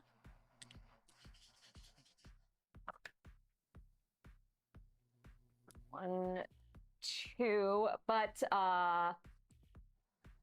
is it half? Okay, so if I rolled 9, and 4 of them are 1s. Oh. But that's less No, than that's less than That's half. still less than. Okay. If you had rolled 5, it would have been a Okay. great. All right. I didn't know where the. Okay. Yeah. Got it. Okay, so how many? Sorry. So 2. So only 2. 2 successes. Against a ghoul. I'm gonna try something crazy, but I don't It wanna fight hits. all these things, so I'm gonna try Okay. and move it. So that's 6 points of physical Yeah, 'cause damage. I have 6. 2. Yep. I got 5 of each kind of these. Yeah. So I'm gonna- Okay. As You take basically a chunk of the shoulder out of one of them. Again, same thing, no blood, but just like ichor and flesh flying off Is the it shoulder. coming back together though, or is it Not that you just- can see right now. Okay. You do, though, all of you notice Torin continues his movement up the ramp, and he turns a corner, and then you hear. What? He locked himself in? Okay. Yeah, this is gonna work. All right. That is your turn. Blaze, you're next, then Rio's on deck. So right now. Your turn's now. So what do I currently? So I'm still at the crate. You're still at the grate. What do I actually see? Everyone's left the party. What you do see is a bunch of families of ghouls, all different ages, all different sizes. You said children earlier. Yeah, there are children there, and they all kind of like are looking around, scared. Some of them have run back into their enclosures. Some of them are like hiding behind and peeking out and looking at you, and then looking up top. They're hearing gunfire. You hear like screams, which sound like squeals. Yeah. So the 4 that left, they're already around the corner and gone. Yeah. Well, they're up at the top. You can see them at the top of the ramp before it turns around. They're right behind them at the top of the They're ramp. with us. The first ramp. And how far away am I from them? 50 feet? 100 feet. Sorry, because 50 to the bottom, 50 to the top. And I know everyone's around that corner now, You right? hear, Yeah. you know hear everybody's over up the there. comm. Be cool. Doesn't sound like that's the advice everybody's taking. I don't feel cool at this moment. I don't feel like we've been cool. We gotta try to make it cool. This is a battle week. Well, I'm metagaming, but it's all right. I love it. I'm actually probably still, I'm probably gonna just dash right through the village to try and catch up. Okay, so you dash the 50, and then you're gonna use an action to get back to the top. The 50 puts me next to them, doesn't it? The 50 puts you at the bottom of the ramp, and then another one you can get up to the top of the ramp behind the ghouls that are up there. There's 4 ghouls up there Which is where that we are engaging them. Then, so the extra action will get me close to them, but not on top of them. Right next to them, like within close range to attack if you wanted to, or you can stay at the bottom and take an action. I will go ahead and double dash up there because technically I don't, as far as I can tell, I'm not seeing hostility. So, Yeah. and of course, running through a village of children, Sure. I'll probably take that into consideration as I'm running sure. by them. Yeah, You well, hear it's the around, echo but in the yeah. back. Yeah, so There's you run around. hostility. You make it to the bottom of the ramp. You make it to the top of the ramp. There's lots of hostility. From nothing in particular. so much hostility. There's a lot of strangeness happening right now. Did you actually say that? No. No. There would be no way for me to actually. And I would say you get up to the top. Although I was and screaming when I came As you back get down. there, there is an explosion of a gunshot from Liv as she shoots one of the shoulders off of one of these things, and like all this like ichor and flesh kind of hits you in the face. You may get a little bit in your mouth as you're kind of like Jason. running up. Hey, it's Shadowrun. Trust me. All right. Sorry, it's a little aggressive. All right. You're done. Yes. Rio, you're up. Double Trig, you're on action. deck. Do we have a moment to like communicate back and forth? You guys can openly talk to each Okay. other. Okay. All right, well, ain't no talking anymore. I'm gonna pull out a grenade. Oh. I'm gonna pull the trigger. Yes. I'm gonna hold it up. Enough! You care about your family, I care about mine. We want Skelly. You bring him up, or I blow this fucker sky high. It's rigged to blow. I'm not fucking playing. And I'm gonna slide back, and I'm gonna grab one of the children. Oh. I'm gonna pull them in front. So there isn't children in that room, but you can grab one of the other kind of female-looking Well, I'm ghouls from holding that the room. grenade, so Yeah, I'm yeah. gonna turn around. Yeah. They have one option. They're gonna Yeah. back the fuck up, Yeah. or they're gonna blow. And you Okay. didn't pull the pin, right? No, I did pull the Okay. pin. I pulled the pin. I'm pulled the holding pin, on to you the pulled grenade it right again. now. Yes. Oh, it's gonna blow up in seconds? Okay. Oh my God. Well, Okay. Well, no, I'm because holding it. he has to let it go. Yes, in. Oh, okay. I thought it was like a Yeah. I thought it was like No. the cartoons where No, you no, no. literally had a few All right. seconds and So I you're don't holding want up. a problem. I don't want to hurt your family. We want Skelly. You give him to us, and we leave. You don't, we all die here. From the okay, give me an intimidation.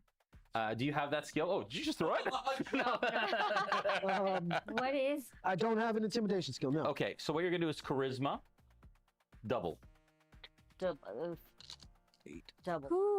Can I help in any way? You can look tough behind him and also do an intimidation or a double charisma. Bless you. Thank you. This is what I'll see. Maybe this can help him. I'm gonna. The drone I'm is gonna going to pre-edge hover too. up, so multiple of us can help and contribute to the dice pool. Yes. The drone is just gonna be going back and forth with the gun, like aiming down at all. Yeah. Yeah, Yeah. picking targets. yep, Yeah. yep. I'm Just- gonna add all of my edge score as well, my 5 edge as well. Oh wow! Well, I'm gonna pre-edge, so Yeah. 6 is explode. Let's see if this works. Oh. 1, 2, 3. I don't know which one. But No, I don't want those. I'm just gonna reroll. 'cause I don't 1, know which- 2. Using edge before the break really unleashed Pandora's Is it box. charisma Four. doubled for me as well for the Yeah. test? 2 charismas. Yeah. 5, 6. Okay, and you've got. And he gets Paciencia 3 y more from me, fe. too. Mm-hmm. You're pulling a lot of dice out of there. Yes. You can reroll 3 of them. And 3 more, You can reroll 6 of them. because that's what we're adding.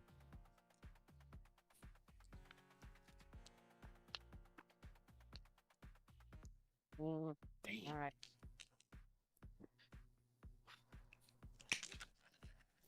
But wait. Can I do anything to? Okay, how many is that? 4.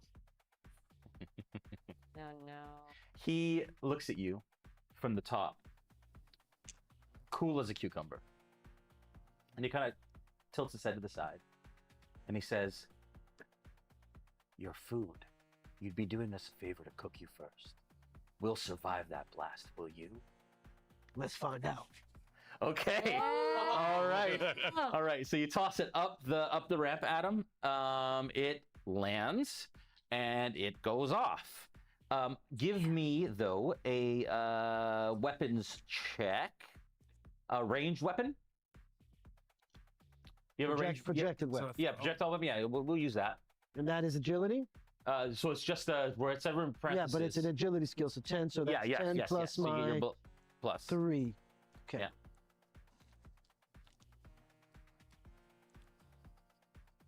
And we have damage on your sheet for grenades. Do we? Because you had a grenade 'Cause we all launcher. 3 have grenades. You have a grenade You have a launcher for grenade your rated. launcher? Yeah, I have it. Oh wow! It I does got grenades. Damn. 12p. Come on, baby. 12p. Yeah. Okay, that's okay, it. okay, Crap. okay, okay. All right, okay. I'm very happy with this roll. You've done well. Bless those you. How far do those things hit again? Holy shit. 7. 7? All right. Okay, you've thrown it up the ramp. Top of the ramp. Those at the bottom of the ramp.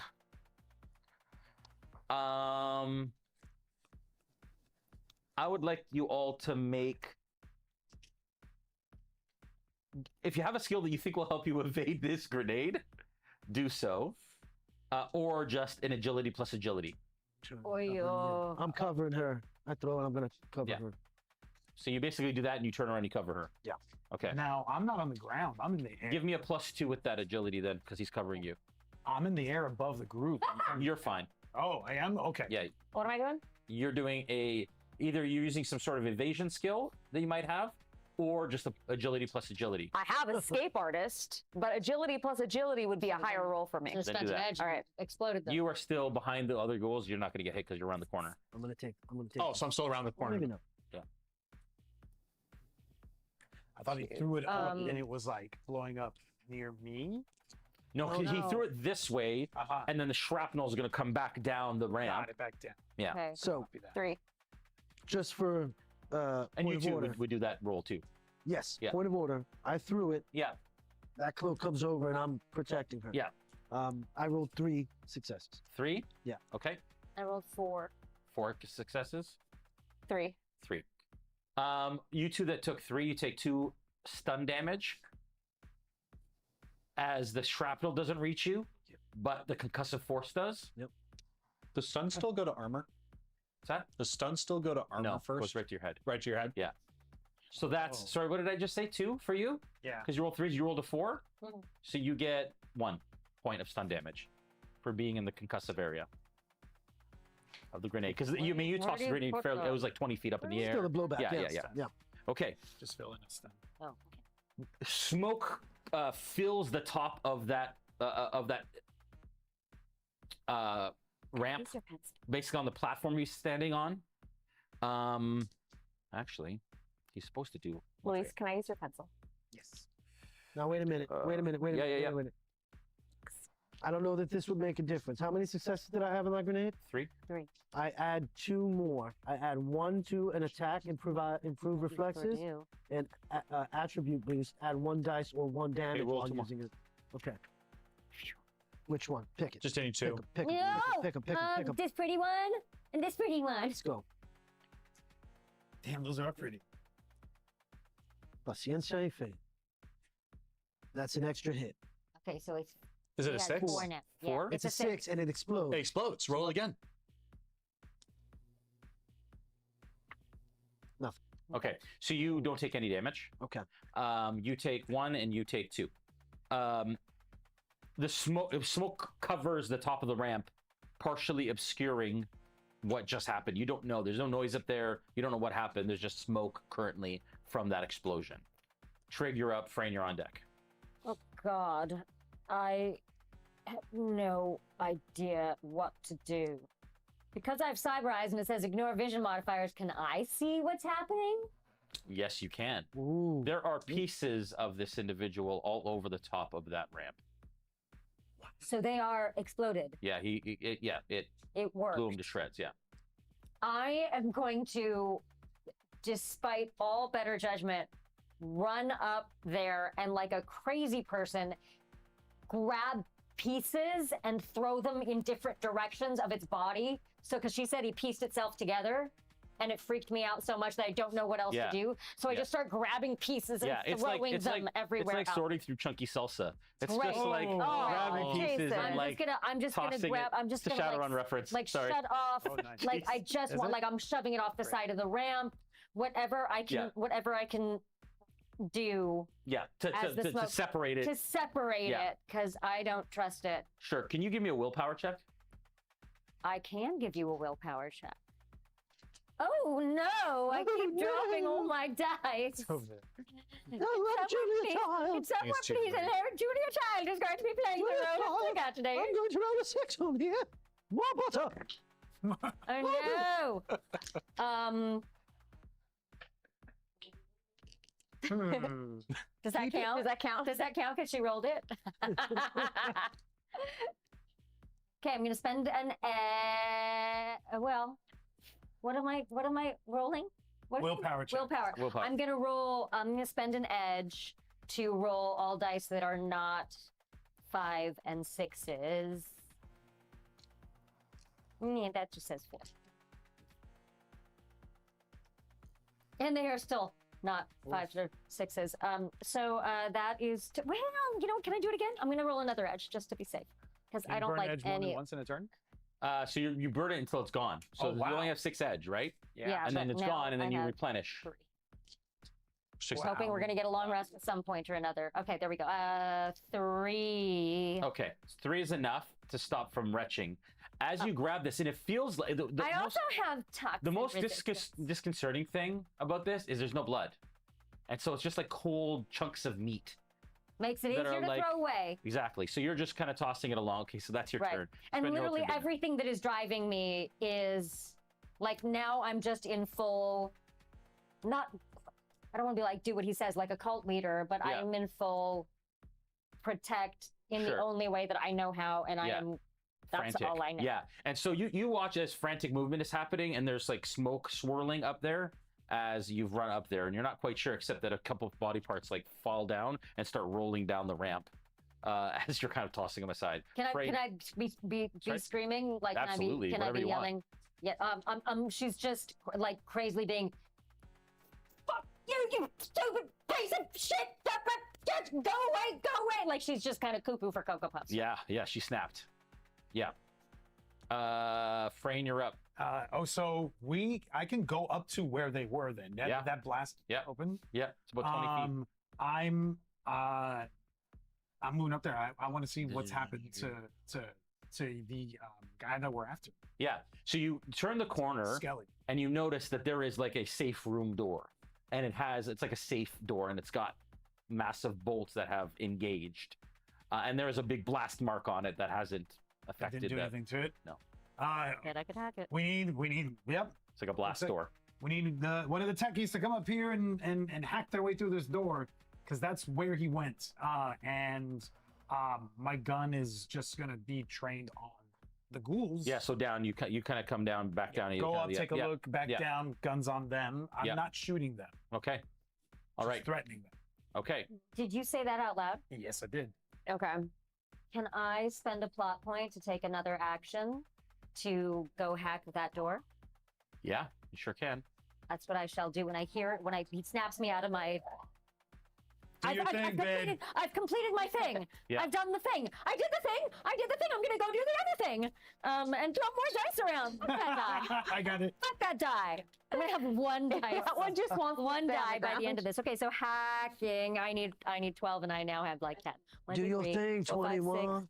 7, 8, 9, 10, 11. Okay. I really should bring a. You can use this. Okay. That's All right, looking good. That's not bad. Okay. It's 3 so far. No, leave those in there. Leave those in there. Yeah, because How that helps quickly me. we all Are they- became a family of our own. What a beautiful game.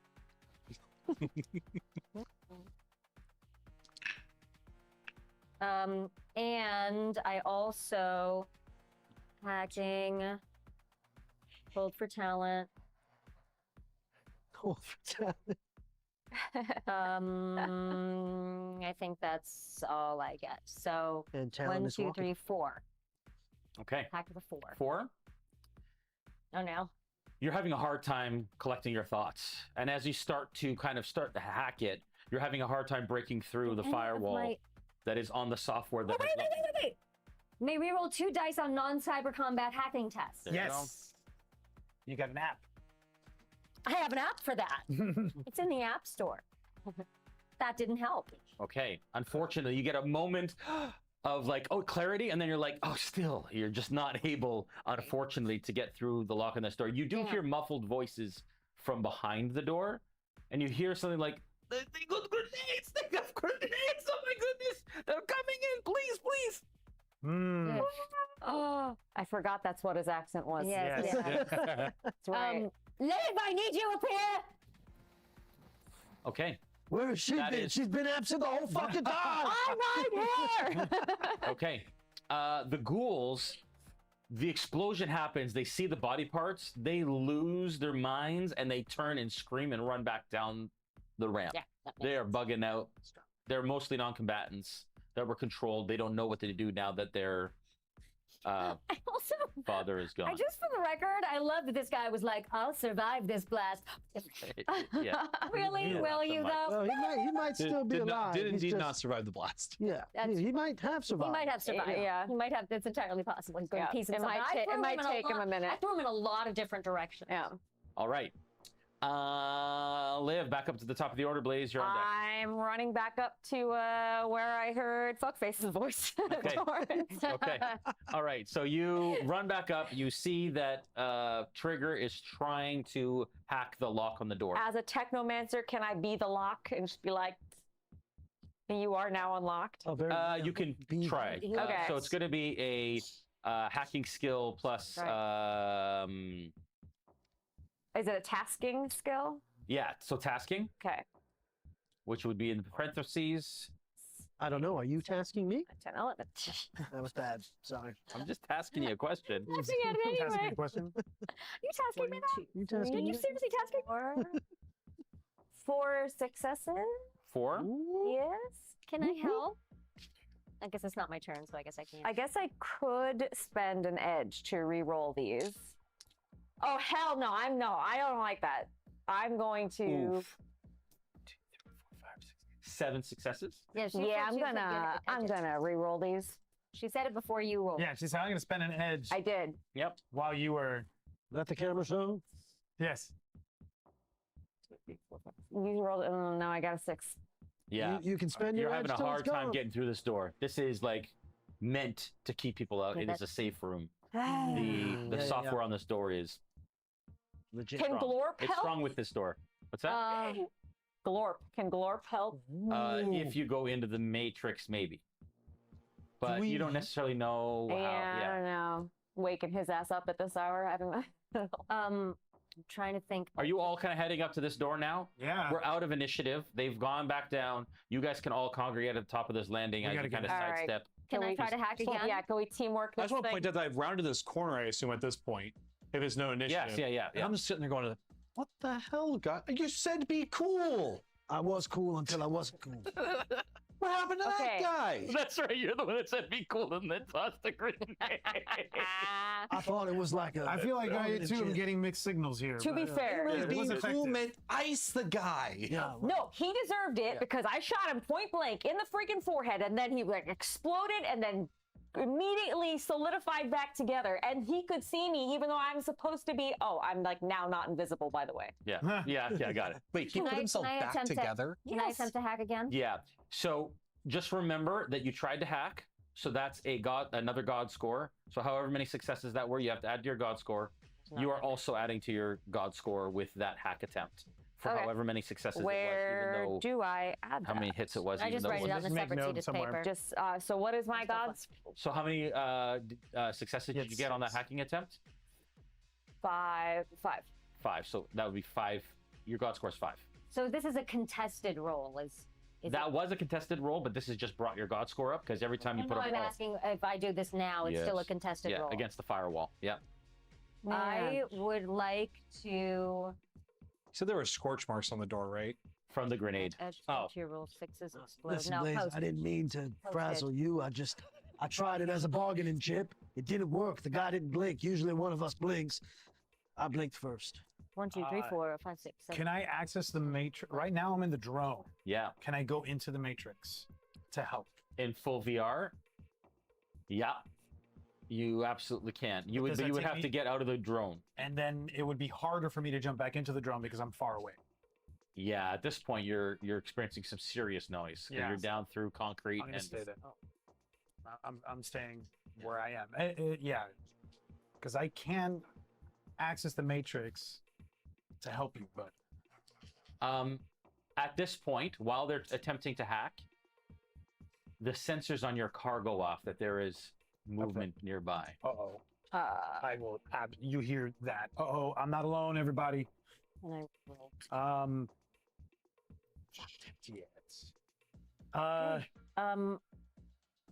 I am also going to spend one more itch. You panic in my voice. I'm not alone. Make sure I get this back. My drone drops. I'm back at my knee. I grabbed the drone. I'm going to look up. We Actually, came the drone through- takes 1 physical damage from the drop. Yeah. I mean, I panicked. Yeah, you just mark that down. Got it. That's more like it. We dropped down through a grate. Yeah. I grabbed that drone and I'm looking up for any other grates or exits. There from aren't the- in this space. What about in that bigger room? In the bigger room, there aren't either. Okay. They basically go into the tunnels and then they funnel into this big area that is some sort of. Where does that water go? It's that going water- down the hallway, down to another tunnel. So it we comes have to go down back and then the where we- across and the then way to we another tunnel. came? I think we go down through. I think we should go. We should go into the water. Wherever that water goes, we Yeah, should go it's got through the water go into out. It goes out somewhere. the. Yeah, Okay. Flow out rather than. I just rolled a 9. 9 successes, 9 hits. Okay. You manage to finally break through. And you hear the locks disengage. And you hear many Russian expletives from the other side. Right. Guys, it's open. Guys. I'm gonna limp up. Kick it down.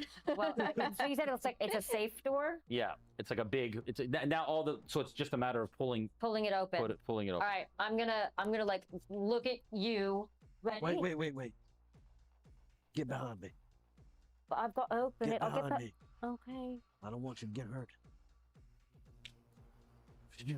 Then I'm gonna have My gun's out. I'm gonna have my gun out. This one, then. Yeah. And I'll open it. Okay, you start to open it. You hear, guys, it's okay. We're friends. Please, don't shoot. I don't want any trouble. We're friends. It's just him. Can we please talk? That's all you hear. Oh, okay. You don't know if he's alone in the room. Yeah, start talking. So as you open it, you do see that he is standing behind his big hulking orc bodyguard, who also has his hands up in the air, and he's like, "Please don't shoot. We can talk, please. Give me one reason, Guys. Skelly, not to bomb your room right now. Because I was double crossed too. I wouldn't be down here if I made money from selling you out. I heard you through the door. Who were you calling to come save you? No, I was talking to my friend. He's right here," and he like pats his orc buddy on the head. He's like, I'm very scared. I'm gonna look at the orc. Yeah. Is he worth dying for? What's this? So he says, well, what do you mean? What? Is he worth dying for? No, that's why my hands are up in the air. I'm not gonna do a thing. Move. My brother's dead.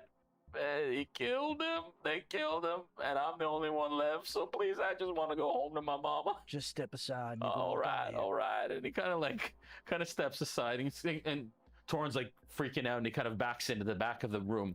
And you notice now that this is like an old maintenance, like kind of room with like pipes and stuff. But he's dressed it to look lavish, and opulent, but like in a really cheap sort of gaudy way. Just to kind of give the illusion that he's living in riches still, but is literally in some sort of maintenance closet. I'm gonna walk up, and he's gonna feel the heat of that astrally projected sword right against his chin. Is there a back way out of here?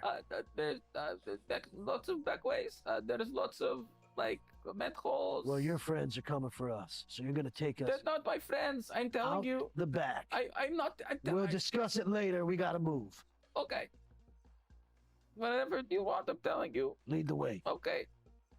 Then he kind of like does this, and then he kind of like steps by all of you. He's like, "Hello." I'm gonna Nice to see you again. Yeah, Hi. I'm gonna patch into Frame. We got him. He's taking us out a different way. What has happened in that time since I jumped back into the car? Yeah. So you jump back into the car, into yourself. Yeah, and then you kind of like look up. Where's this compartment in your car? Just so you if kind you of understand. it's a Jeep. So if you open up like the trunk part underneath, like where the spare tire would be, is the compartment that I open up and crawl into. Okay. So it's like on the bottom. All right. So you're in that compartment when you come to, and you hear anything around. So you're in the trunk area, not in the the trunk hood. area, Yeah. You hear like around the trunk area. I'm jumping into the vehicle. Outside. Jumping into the vehicle so I can access. Yeah, and you access the cameras, and there is a ghoul kind of like seems young, kind of like sniffing at the trunk. Okay. It had come out, and the manhole is open. In the mind of the Jeep as myself, I kind of let out a sigh, but that's just internal. All right. Just if you can send me where you're gonna be, your I'll keep coordinates, you I will meet updated. you there. Yeah, hell yeah, I'll keep you updated. And I go behind where the bodyguard has been sitting down, pat him on the shoulder with my gun. It was like, come on, you're coming too, buddy. Oh, all right. That's fine. And Torn starts, he says, the quickest way is that way over there when you came in the first time. It takes very, very close. Did you not understand what the fuck I just said? It's in the back door. Yes. Okay, this way, please. All right, so he kind of turns down, and then he walks where the water was running, and he kind of starts down that pathway. You all follow at this point? Yeah. Okay. You all follow for... Go ahead. While we're walking, you could answer some questions too. Okay. Okay. I will explain everything, I promise. After our meeting, I left with my friends, and the guy starts weeping again. And he says, we were walking, and then somebody came on us, and Timmy turned around, and he got shot, and we had to leave him, and we ran, and then I ditched my comlink, and then I came down here, and they made a deal, because this is where I come when there's trouble, because they are sending people to kill me. I think I am wrapped up in this. I knew nothing about what was going to happen to you, I promise. I want to do a perception check. Yeah, sure. Which is 13. 1, 2, 3, 4, 5, 6, 7, 8, 9, 10, 11. So plus 2. Oof. 2 1s on that.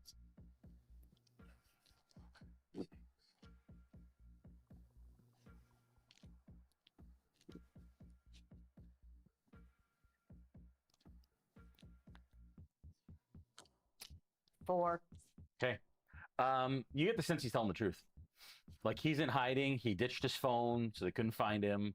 You saw on the camera that there was one, and then like it all tracks with what you've seen. So who's they? I don't know, but this Mr. Johnson, he's a little eccentric.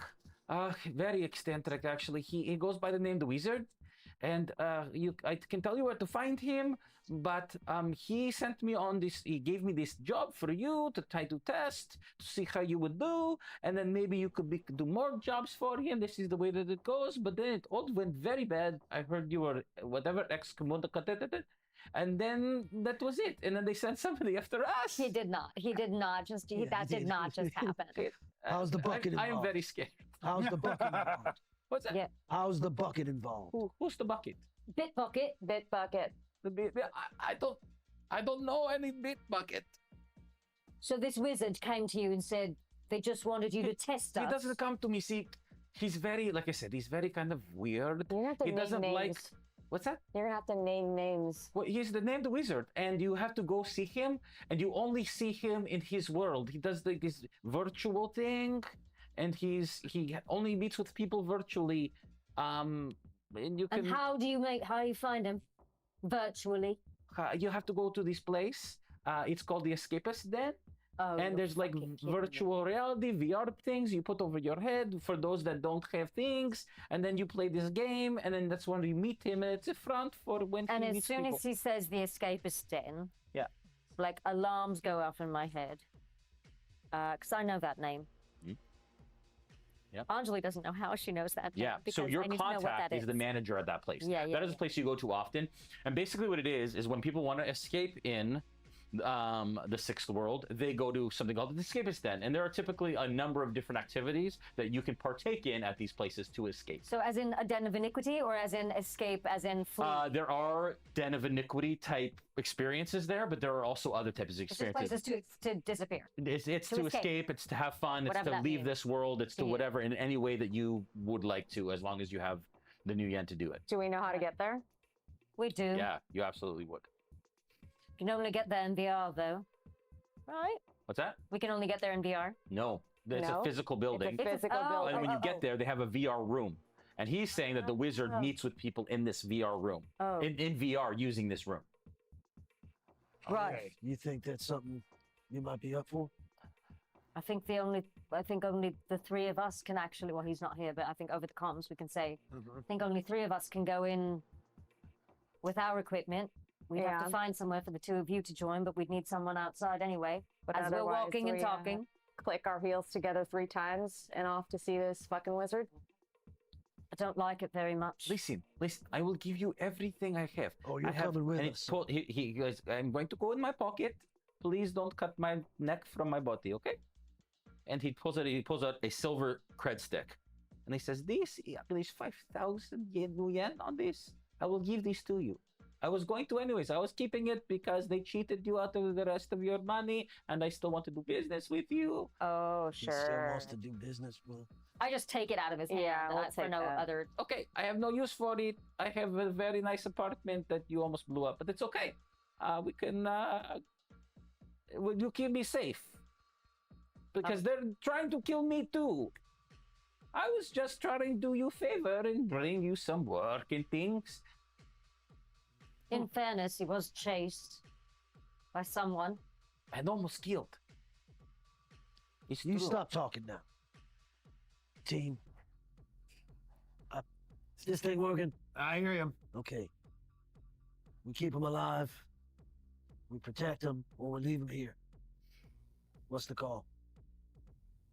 We protect him so we can kill him later if we have to. It's not a bad idea. All in favor, say aye. All right. Aye. I Is there anything that we have Wait, that is? that wasn't an aye from Frame. I said, All right. Is there anything that we have that is like a tracker that we could stick on him that he can't take off? that he can't take off. Probably not, unless he doesn't know that you have it. You guys have RFID tags that you can like slip in a pocket or something and hope that he doesn't find it. They're little microchips, like the Apple tags. We can bring them with us. You swallow it. I was just gonna say the same thing. Eat this. Oh, and then I can go, and then you can find me until I poop. Pretty much. Okay. We'll have a couple hours on. All right. He opens his mouth. I'll pop it in there. Okay. Open your mouth. Right. Don't eat anything between now and then, all right? At all? At all. Okay. yeah. Okay. Yes, no problem. Right. For what it's worth, it's gonna hurt on the way out. That's true. It really is. It's not very nice. Hey, you haven't been very nice to us, have you? For what it's You worth. almost got us killed by a I giant, didn't get you hunk killed. of I had- non-bleeding I was just vampire person thing. I was just a puppet. I didn't know this was going to happen. I was just doing my I'm business. gonna lose the so I'm gonna. Yeah. It's gonna Yeah. drop out. I'm just Yeah. gonna grab him by his collar. And I'm gonna pull him close. I need you to understand that you fucked us here. And then I'm gonna take his head and I'm gonna turn it towards his bodyguard. That man lost his brother. You understand that? Yes. So show a little fucking Well, remorse. she was. I Show a little fucking I'm remorse. so sad. Please make it stop. I miss him so much. Even his bad breath. All right, enough. Remind me of my Is there any daddy. Oh, value? too much. Is there any value in trying to bring the so orc? sad. The orc? Yeah, you think you'd want to? Is there any what? Any value in bringing the orc with us as a? An Hey, you. associate. Oh man, I think I've haven't had like a really bad week as it is. Can I just go home to my mama? We should let him go. Of course. Anyone that's not all in with us is just going to be a burden. No, and a you're right. potential traitor. You're right. We're sorry about your brother. Thanks. Truly. He was my twin. Oh, sorry. You like cigars? I love cigars. Oh, thanks, man. He takes it. Hey, tell your mama you love her. Oh, well, I will. Get Thank out of you. here. All right. And he kind of like turns and he like kind of like saunters down the sewer grate till he disappears. I'm gonna hand you the silver cred stick. You paid Frenchie before out of your own money. Now that's yours. Okay, so the way out is up here, through there. This grate takes you to the street. No cameras in this area. You should be okay. Escapist Den, as you know, is about 15 minutes west. But you know where it is. You know we'll find you. Yes, just don't tell anybody where I am, please. Don't tell anybody where we are. Of course not. I haven't yet. But I didn't know until now. But it doesn't matter. It does. I'm not doing myself any favors. No, you're No. not. I'm not. Okay. Can I go? But Yeah, I don't want to be around that. I don't all want to be night. around Get out of either. here. Okay. Well, that's the May thing. I? Oh, Because he's walking away, right? He's starting to back off. Back up. So 1 second, Skelly. Oh no. At least you were honest in the end.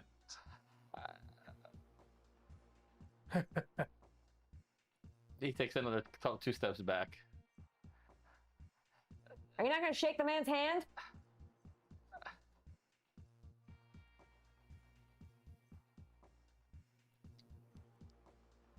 As he grabs my hand, fire erupts from my hand, burning the center of his palm. Okay. Ooh. All right. probably- and he pulls it back and like smoke billows from it. And Just he holds small. it. And he's like, I get it. That's your last warning, Skelly. Okay. Next time, it's the rest of you. And you don't give me another damn job until that's healed. Oh, okay. I quit. And I immediately just turn around. I'm good. Like, I'm going to take up basket weaving or something. A family business, open up a little shop somewhere. It's okay. My family were corporate people. My parents were involved in this. I just thought I could make a name for myself. It's okay. I used to basket weave with Do this we hand, really but need this his hand- life story, okay, no. everybody? Or Oh, we I can know. move on? There we go. I know, I immediately turn around and I leave him. Yeah. Right. He turns around and he's like skitters away. Like his one of his fluffy slippers like flies in the air as he's kind of running off. I would like to make a suggestion. Yeah. That we head to the safe house and recuperate before we do the escapist den. Yes. Yeah. I think. Click, click. This thing working? Yeah. Frayne, you all right? I'm okay. Everything's fine up here. I'm already tracking where you were. The ultrasound that I had from the drone earlier actually maps the interior. So wherever they're heading, I already can meet you wherever you popped up. We're gonna rendezvous at the safe house. Where you gonna meet us where we pop up? I'm gonna meet you where we pop up. Right. And get us there faster. Yep. So I'll show up. Doors are already open. We're getting in. Yeah. Yeah. I get in, and I try not to touch anything in his car because I remember I had vampire all over my hands. Yeah, we're gross. I'm sorry. I kind of There's wipe a tube that off comes my out, hand. and there's like hand sanitizer, Oh, wipes, excellent. and everything already equipped. Excellent. Well prepared. In case you gotta, clean up after. You okay there? Oh, I haven't felt as good in years. There's like another like wipey that pops up in front of you. Thank you. But I drive. I need a drink. Seriously, same. Yeah. Well, Outlaw's got some good stuff at the safe house. Things got He's real gonna be crazy. mad when it's all gone. You all head back to the safe house. You get there safely. As you enter, you realize that a lot of his gear is gone, so he has left now for whatever job he was Next heading job. to. As you kind of settle in, it is late in the evening. You are very tired. I'm assuming you all find a corner to sleep, or is there anything you'd like to do before you go to sleep? I'm just gonna Shower. check the word on the street again, like if there's anything new that's popped up on the Yeah, news. yeah, Nothing deep in. Like I don't know. I don't need to go in. sure. Nothing that you can tell that applies to you.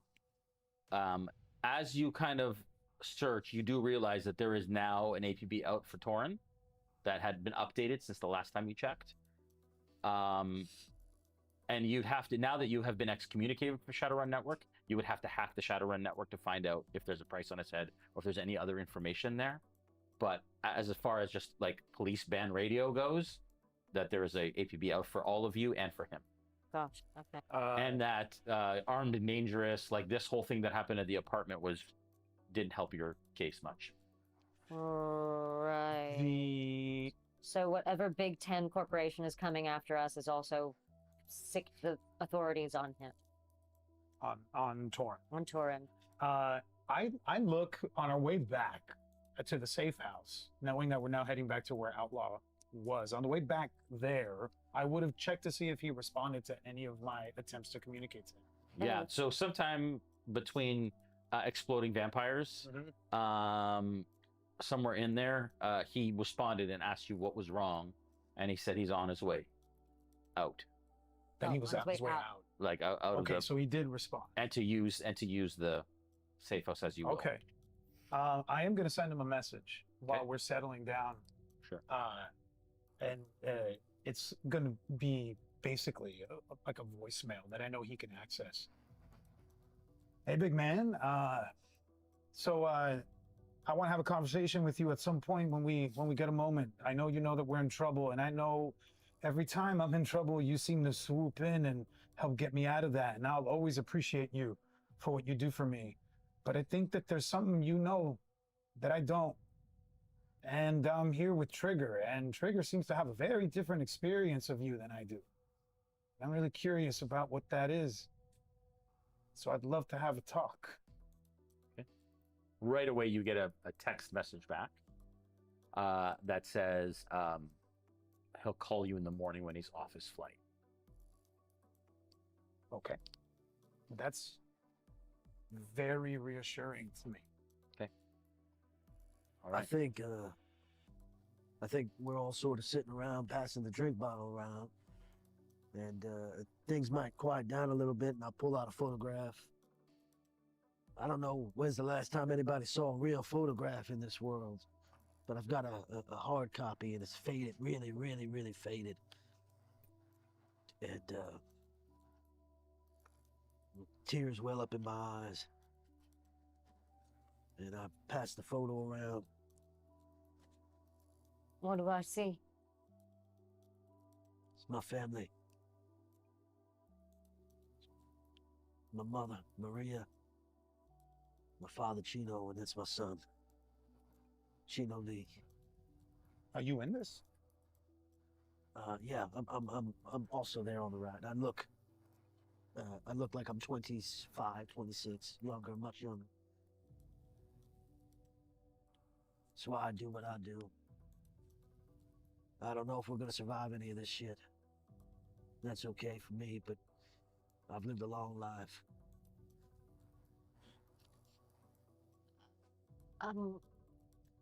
You're my family now. It's been a long time since we're gonna make it through this together. Rio, I'm sorry to ask, but I have to know what happened. What happened to them? And I look at Pass Frey. around. Oh, excuse me, and I look at Blaze.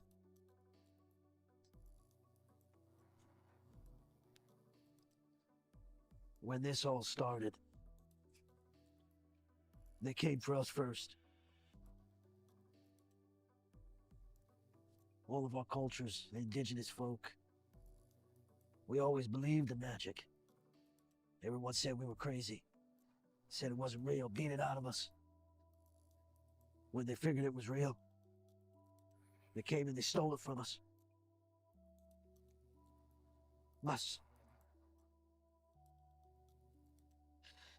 My son was like you. They took him. They took everyone that was like him. And I couldn't. Hey, I hand him a drink and a cloth. How old is this photo? It's more than 100 years old. I lose track. How old? More than 100. I couldn't stop him then. So I did this, and I'll take my shirt off, and you can see the scars from the subdermal implants. And you see that vein tracking, that black ichor tracking all throughout, and it's more prominent underneath my shirt. And I was one of the first. I volunteered. It was before they perfected any of the bullshit. The metal's degrading. Been degraded for a long time. I only have one thing I gotta do before I'm okay to let go. Well, two now.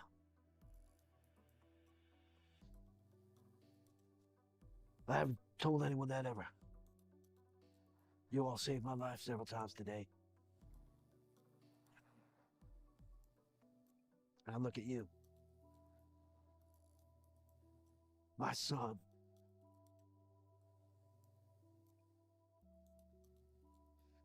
When I look at you, I see my son. I'm not gonna lose him twice.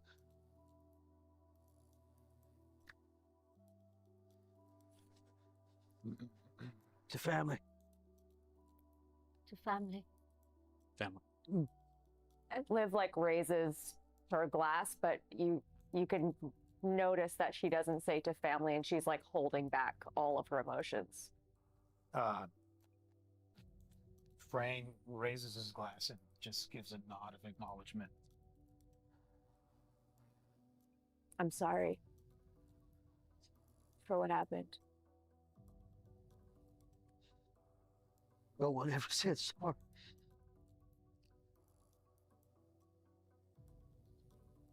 I'll just go up to him and hug him around his waist. Oh.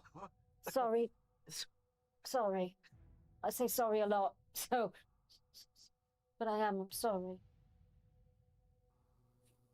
I don't know why they did that to us. Because they could. Sometimes that's all the reason they need.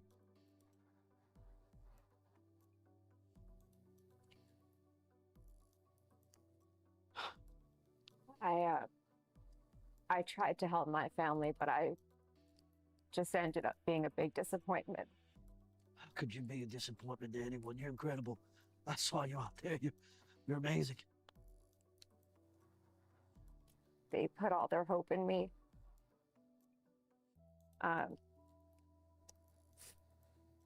I helped raise money for my family who basically had nothing, competing with different gymnastics competitions, and they put all their hope in me. And for a long time, I was really good. But then I had to go and be this stupid height. And also being an elf, you know, I just didn't fit. And just, they put all their hope in me to survive. And I let them down. So I couldn't help them. I could barely help myself. And so I didn't think I'd have a family again. I'm so sorry for what happened to you. Nobody should have gone through that. And I just makes me feel like so dumb for the things that, like, being so disappointed in myself over like seemingly stupid shit. You know, it just makes me feel like a bigger failure. I think, as she's saying this, something I haven't felt in a long time clicks. And it's that paternal instinct that I've pushed down and compacted and put to a box and buried. And it flickers. And I look around and I see the people here, and I walk up to you, and slowly I just lift your chin up. I've only known you for a short amount of time, but I'm proud of you. Proud of all of you.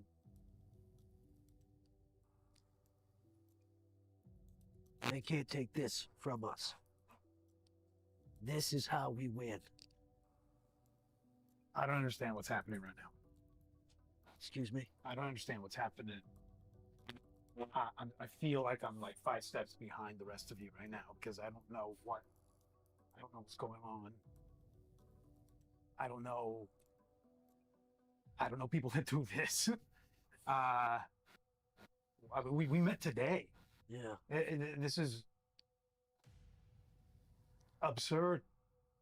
Yeah. I get it. We're going through something and we got to have each other's backs. And I'm sorry that shit happened to you all. I really am. But I don't know you well enough to declare you as my family. I want to. And I have your back. But this feels like a trick. Because people don't talk to people like this and let down their walls like this and try to get something out of it. It just feels really weird to me. That's okay too, Frank. Trust has to be earned. Yeah. It's not.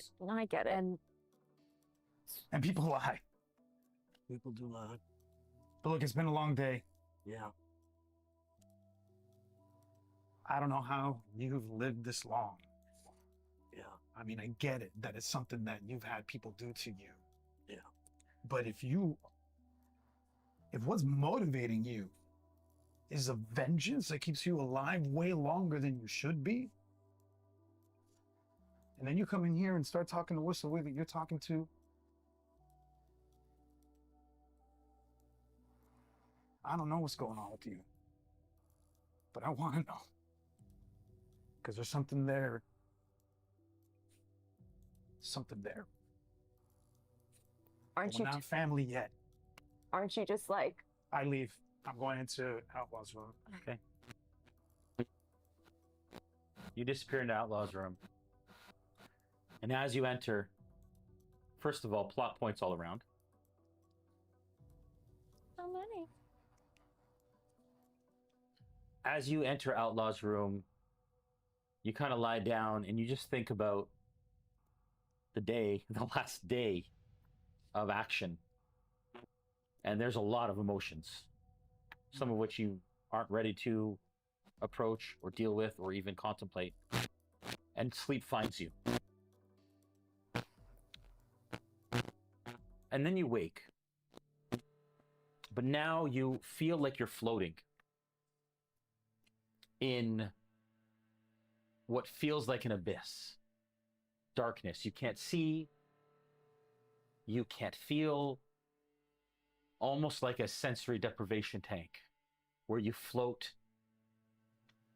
You can feel that you're not wearing any clothing. You can feel like you are perhaps maybe a younger version of yourself. And as you stare out into that nothingness, and your body starts to panic, and you start to get anxiety that causes your chest to almost beat out of its skin. And you start to flail and freak out until you hear a voice. And it is the most calming, angelic voice you've ever heard. And in that moment, in this place, wherever this is, you remember that that voice is probably one of, if not the only, childhood memory you still have. And you hear that voice say, "It's okay, number 3. You'll be okay." And that is where we're going to end the session.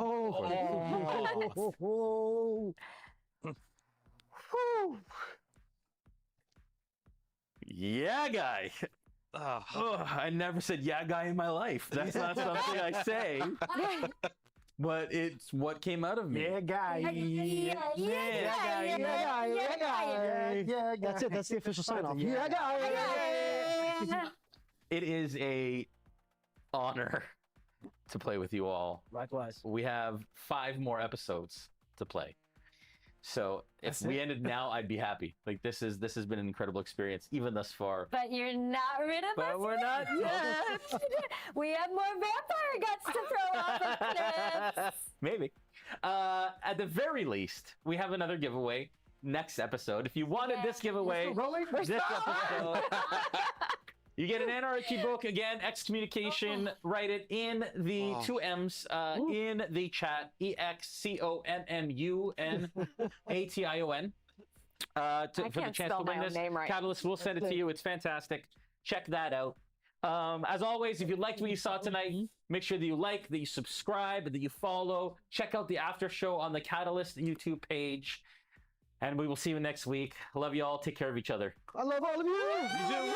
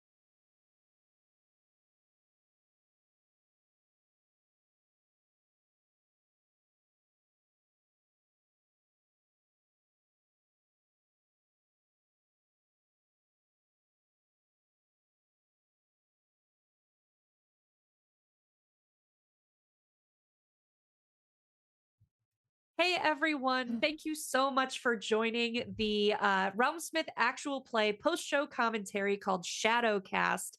For episode 3, I'm joined by two of my close personal friends now. We're just besties after 3 days in the studio. I mean, we've been through some shit together, so I feel like that's fair. Trauma bonded, right? Yep. Exactly.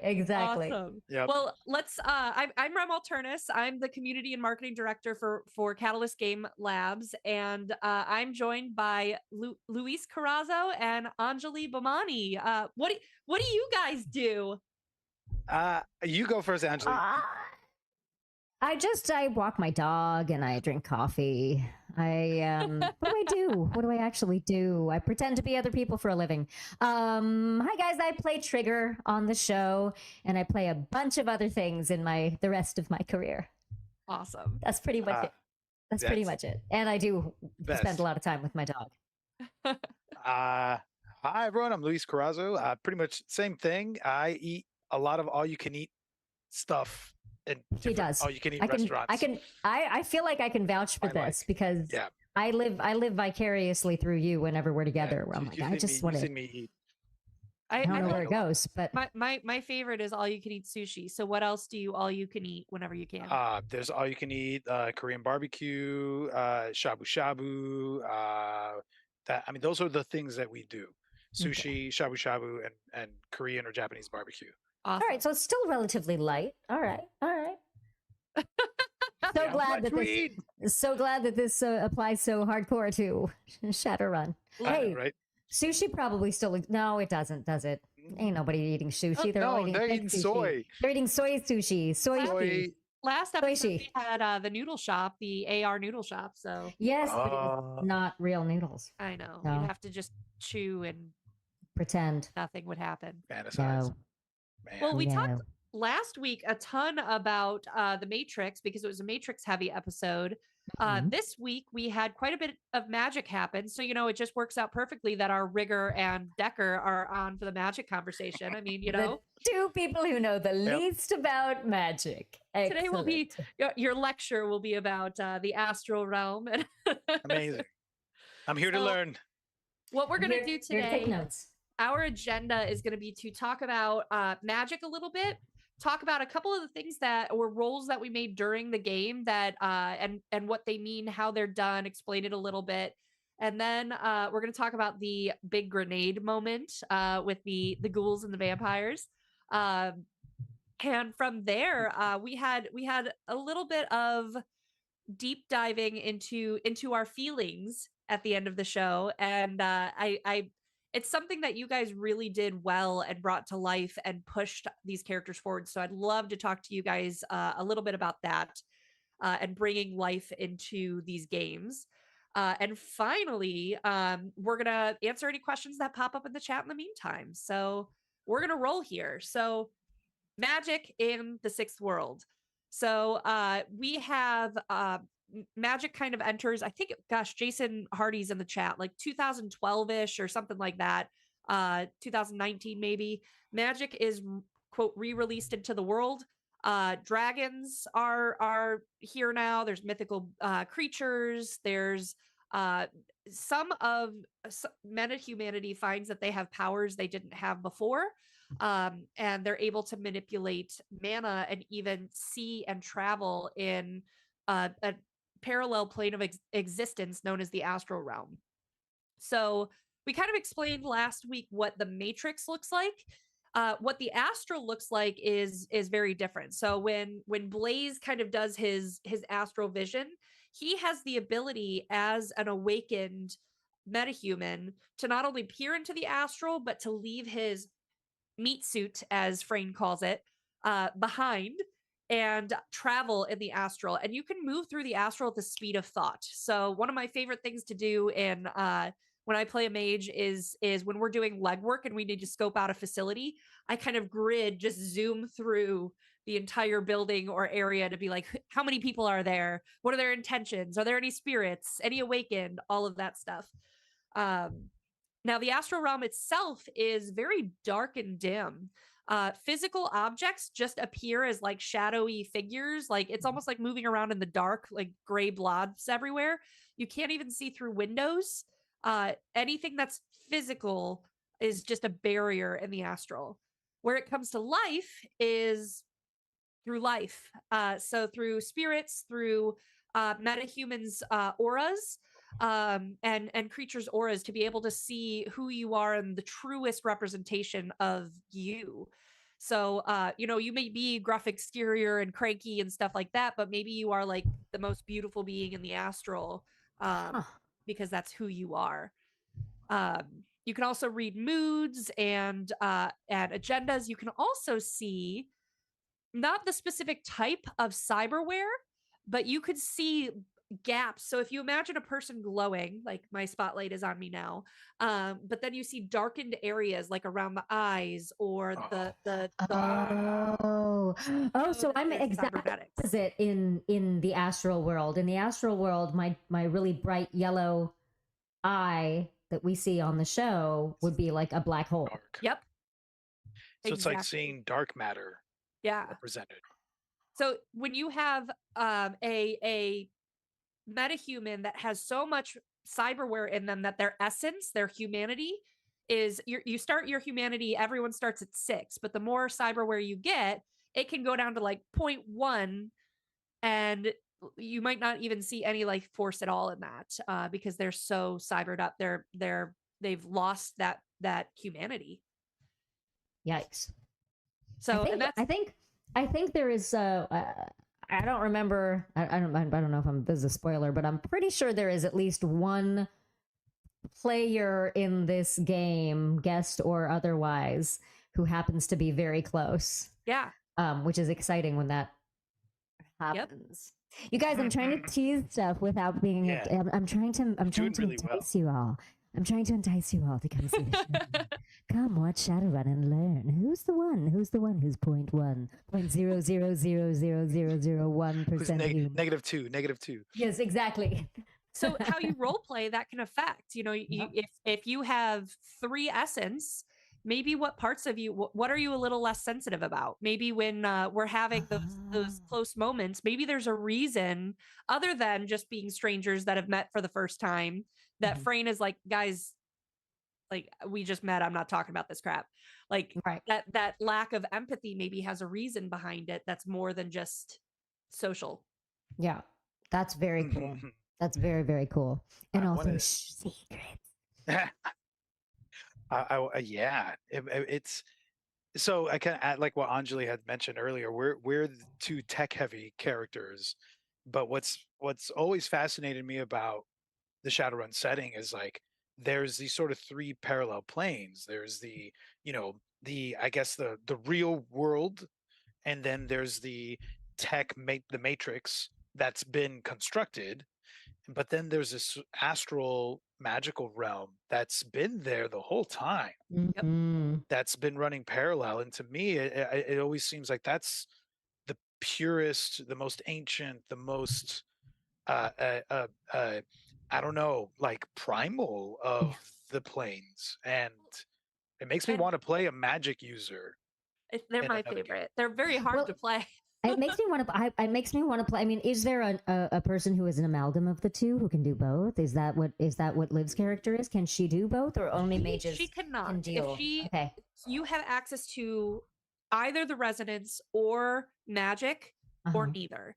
Okay. Now, what you could do though, as a technomancer, based on your backstory, you could, for whatever reason, decide to get implants, but that's going to affect how strong you are as a technomancer. Right. Maybe you don't want to be a technomancer. Maybe you were born into that and you don't like it, and so you're trying to change it about yourself so that you diminish that power. I just want to play on the astral plane and also play. I want them all. I want to play in the Matrix, and I want to play on the astral plane. Awesome. This is true. So spellcasting. Let's go a little bit into spellcasting. So you have a magic attribute as a spellcaster, and you get to choose or learn your spells.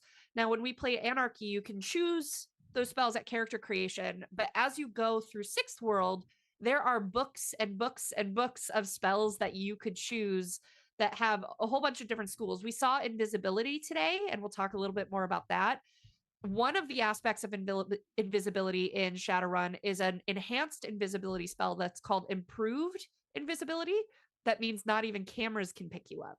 Ooh. So it's not even just humans can't see you, cameras can't see you either. And Like even infrared and all of that stuff, nothing. Right. And there's different types of vision. Like your cyber eye that you have could have dark vision. It Yeah. could have thermographic vision, so you can see heat signatures. Mhm, So there's all different kinds of things and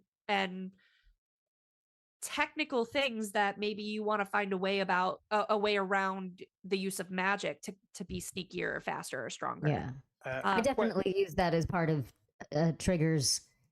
You know, her what's the word that I'm looking for? Inferiority complex that comes out in like I definitely feel like that's such a big part of her as a character, is that the only thing she has to offer is her technical prowess, but she wishes she had all of the other things. She wishes she was smarter. She wishes she was bigger. She wishes she had magic. She's annoyed that Liv can just be the lock. I have to hack into the lock. You know, there's just that sense of being stuck in that world, being really good at it. Yeah. And probably having more bravado than she needs to have. But it's also fun. It's also fun being a cocky fucker. I mean, so there's a couple things I want to say. The first thing I want to say, Rem, is just just to clarify. When you say human, you mean like not that humans can't see it. You mean all humanoids. Metahumans, yeah. All metahumans. Yep. And I just got to say, like, Anjali, the way that you lean into the inferiority complex and all the parts of Trigger that are like the cracks in the person is so good. And, I mean, like, Charlie, don't be scared, buddy. It's okay. I didn't mean to make a loud noise. Come here, buddy. Yeah, I scared the pupper. I mean, everyone, we're literally just getting started.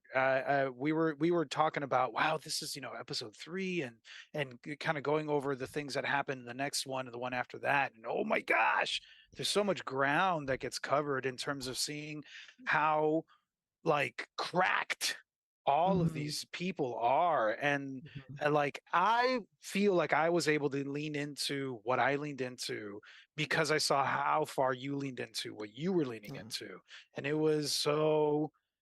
just was so cool to to have in the back of my head the reminder of, in this world, in Shadowrun, these aren't heroes like you are playing in other systems. This world is messed up, and we're a product of that world. You're all broken. And it's in some way or another, or bent. It is, yeah, definitely. And I think that speaks to something that happens. Those words, I think, happen in the series in some way, shape, or form, if I recall correctly. But it's still just like fascinating to me, again, to have these parallel worlds. You have the real world where all of that is colliding together. Then you have the Matrix that has all. To me, the Matrix is created as a means to an end, and the astral plane is. I mean, I think we both, Anjali, I think you and I both have a desire to like dive into the astral plane because it feels untainted by. Well, it also feels Shadowrun. It also feels much more secret. The Matrix is accessible if you know how to access it. The astral plane feels accessible only if you have that magic power, which is not something you can just develop, as far as I understand from the rules. Correct. You have to either have it or you don't, which means that most of the population do not have access to it. Anyone can train themselves and get themselves into the Matrix. Yeah. And going back to what you were talking about the role play and about being able to lean into the flaws in our characters, because boy oh boy do we do that even more in the next episode and the next. One of the big things that I love about this setting and that I love about this system is that it opens up the opportunity for your flaws to be a giant boost to the storytelling, because it's so easy when you're playing a TTRPG. It's so easy to think I'm gonna get in there and I'm gonna do the thing and I'm gonna do the mission and we're gonna win D&D and we're gonna do like we're gonna, you know what I mean? Like we're gonna get in there and we're gonna do it right. And we're gonna roll all the big rolls. And the more I play all sorts of games, the more I realize in the storytelling process, because that's really all the games are, is a mechanic for story.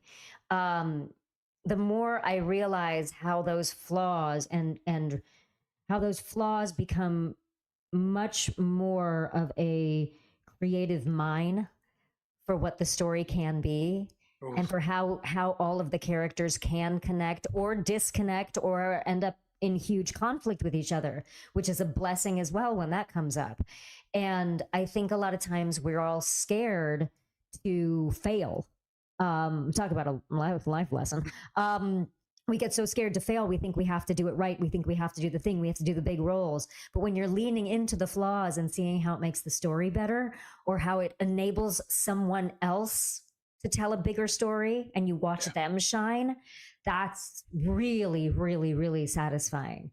Being able to set up your fellow characters for them to tell their story through your failing. Like that's a really great movie. Does an incredible job of that, and especially with an 8-episode series, because we knew this was going to be 8 episodes going in. You know, you sit at a home game, and there may be the moment where someone gives a dirty look or something like that, and you're like, "That's weird," and you let it go, and you let it kind of repeat itself a couple times before you confront it. We didn't have time, and you guys did a really great job of like, you know, Luis Frayne is like, "Don't lie to me." Like that was a lie. He's not okay. He's clearly not okay. And you didn't let the cough. He didn't get one free cough. You nailed him on that cough. Look, I just want people to watch the next episode and see how that unfolds. Yeah. That's it. Yeah. That's all I'll say to that. Like, I will, if I can, yeah, I'll say this. This doesn't give anything away. When you know that people at the table are listening, and are there to contribute to a story. There's, I don't know, there's a kind of freedom that I feel like it gives me to call somebody out, like how I think I would in the moment if I were there and I were embodying this perspective. It helps me follow my impulses, no matter what they are. And knowing that, like, you're playing a game, you know, you're going to throw something, grenades, we're talking about grenades. It's like you're releasing the pin and you're throwing the grenade at somebody, but you know they're going to catch it and throw it right back at you. And so, I mean, I'm just saying that that thread continues. And we do kind of like set each other up in ways where I can say this for sure. Speaking from my own experience, that I definitely set the ball up so someone can spike it right back to me in my face, knowing that they would, and that's the kind of trust in the dynamic that we have.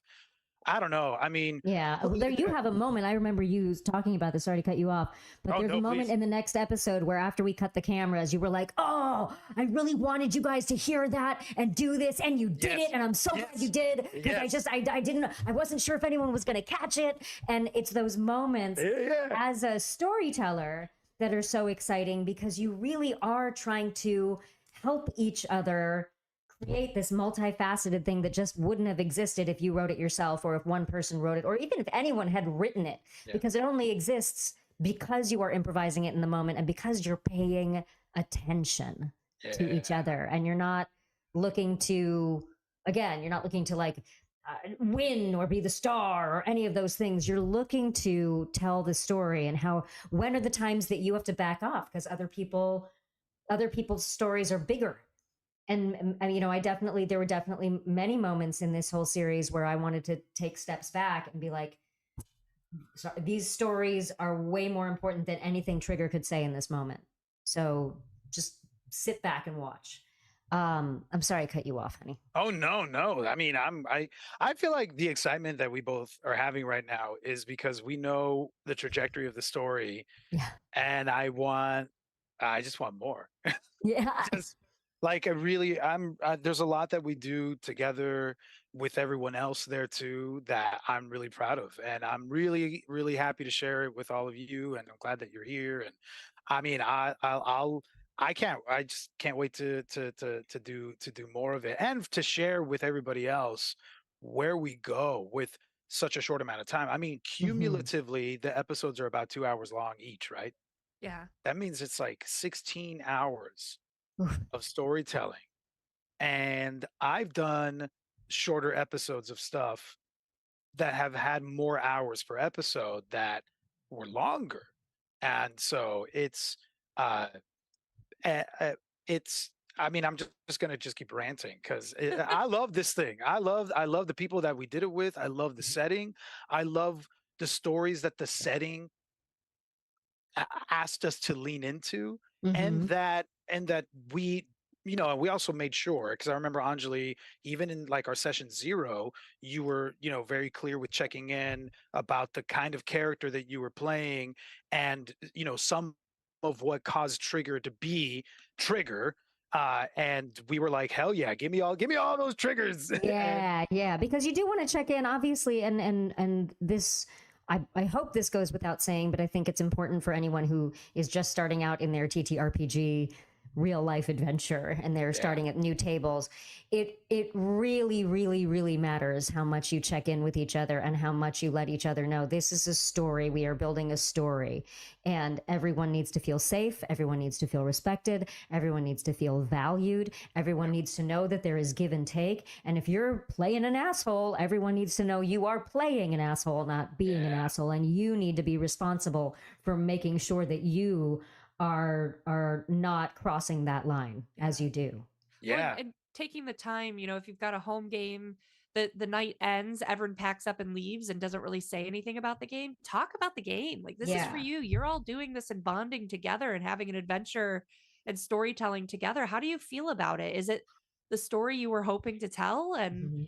why or why not? How many sessions, do you leave feeling mad or disappointed or whatever because something's wrong in communication if that's the case? I want to add to that too, because I know, like, just because we know where we're heading.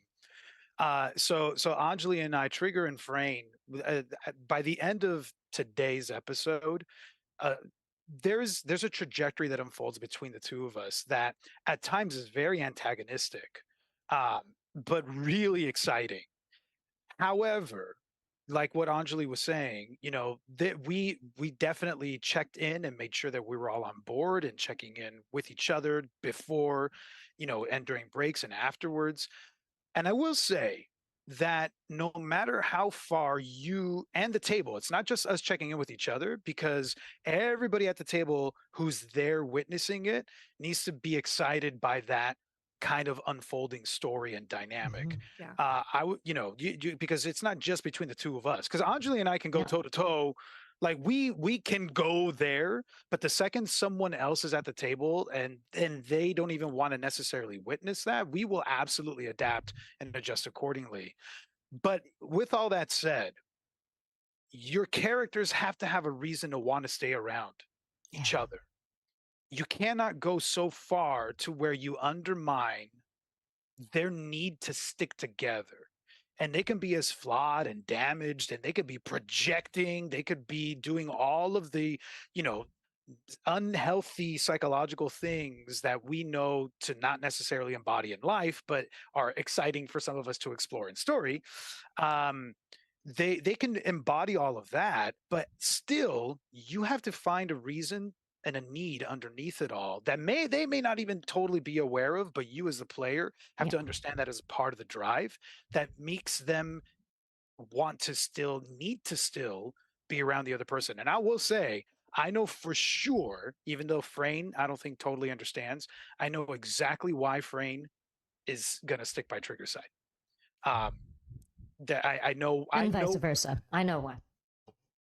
Frayne may or may not know, and may or may not start to learn it through this season. But I think does, and I'm not going to say more to that because that whole roller coaster. We're so excited, and we're doing that thing where I'm like, no spoilers, and then we're like, oh, but we're just like treading the line of it because we're so excited about it, and we're excited for you guys to experience it. Look, yeah. Let me ask you guys, because I kind of forgot that this is an interview, and I was like just letting you guys go and fangirling as you guys talk about acting and sitting at a role play table. You touched on a couple of points, but you've both played a lot of TTRPGs at this point and done similar things. What makes Shadowrun different? What I got to watch you guys fall in love with the game I love so much. Why? What was it about it that makes it different than the others? A few things for me. One, it's a much darker. Well, I shouldn't say it's darker than any of the universes I've played in because Outbreak Undead is pretty dark. But there is that sort of Blade Runner, not so distant future. This could be us in 10 years if we're not careful. That kind of thing presents both an opportunity for, again, like those flaws and playing that we're all cockroaches just trying to survive feeling, while also providing this how do I say this, like just the fact that the Matrix exists in this creates that middle ground between straight up magic and stuff that you can do in real life. You know, if you're doing zombie apocalypse horror and you're just playing human beings, then you're doing stuff that you can do. If you're playing fantasy TTRPGs, you're playing stuff that, like, big stuff, that big fireballs and all these things. But somewhere in the middle is that enhanced reality. And or as we say it in the game, augmented reality. And that is a very exciting and unique and scary place to play, because there is a sense of, ooh, this could be tomorrow. Oh, wow. Okay. Yes. Let me both lean into that and be slightly terrified of it. How would I live in this world? Would I still be a good person that I liked? Would I have to make changes to who I am or make choices that I don't agree with? Like that kind of, those kinds of questions are very exciting to me. You said like verbatim things that I was going to say, talking about Outbreak Undead and how it's like, oh, that's right, because we both played a ton of that. Yeah, you're still confined to the limitations of what a human being can or cannot do. And then in these sort of complete fantasies, they are complete fantasies. And then you have the, I love that. I'm going to write that down somewhere. This enhanced reality, because that's so specific to it. It to me, this setting, because it is in the future, but not, you know, like a generation and a half or 2 generations away. And it does have some fantasy elements to it, but this sort of like futuristic, dark, like cyber aspect of it, to me, it almost feels like a, it's like a cautionary tale. It's like we're playing through the dark version of this history where the fantasy elements can't save you. Yeah. You gotta make the better big choices. one, right? Yeah. That's the big one. Is that sense of like, okay, yeah, there's no like resurrection. There's no like cure light wounds. There's no, I mean, there are moments where you can fix things and heal things in a way that we can't necessarily in our real world. But there definitely is a sense of, oh no, you're gonna die. Yeah. Like you're going down. And so choose wisely. Because there's real danger. Yeah. Yep. There's real danger and there's real darkness. And even amidst that darkness, there is so much levity. Yeah. There is so much, because real life, normal quote unquote life is going on while all these Shadowrunners are, you know, navigating the seedy underbelly of the world. And Nora's character, Liv is such a great character, in my opinion, for that very reason, because she, to me, is our closest link to what it would have been had she had a quote unquote normal life.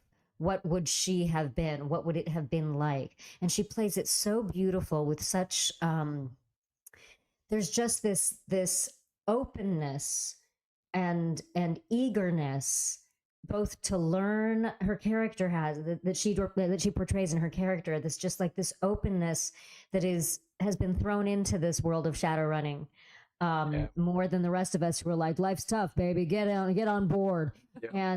And I love that so much that we have that eye into it. Because I don't know that I've played any TTRPG where I had someone who was so distinctly in both worlds that way. Neat. Yeah, it's, I love that element. I love what you say about, you know, the dystopian future that's so similar to our own and could happen. Shadowrun next year's the 35th anniversary, and we're writing 60 years in the future, and a lot of the stuff that has been written has happened. Yeah. I mean, so I don't know it's- about that whole was 2011, 2012 magic started showing up. I'm I hope. I mean, look, it could be here and we just don't know about it. It's entirely possible. I want my powers and my elf ears. Okay, I'm still waiting for them. Still I'm waiting. okay without the elf ears. I'm good. One of the My things ears are pronounced enough. that's very appealing to me as well is, yes, you have it happens in our world, so it makes it an RPG and that role-playing experience that's close to home and could happen. But also, one of the things I love about it is cyberpunk.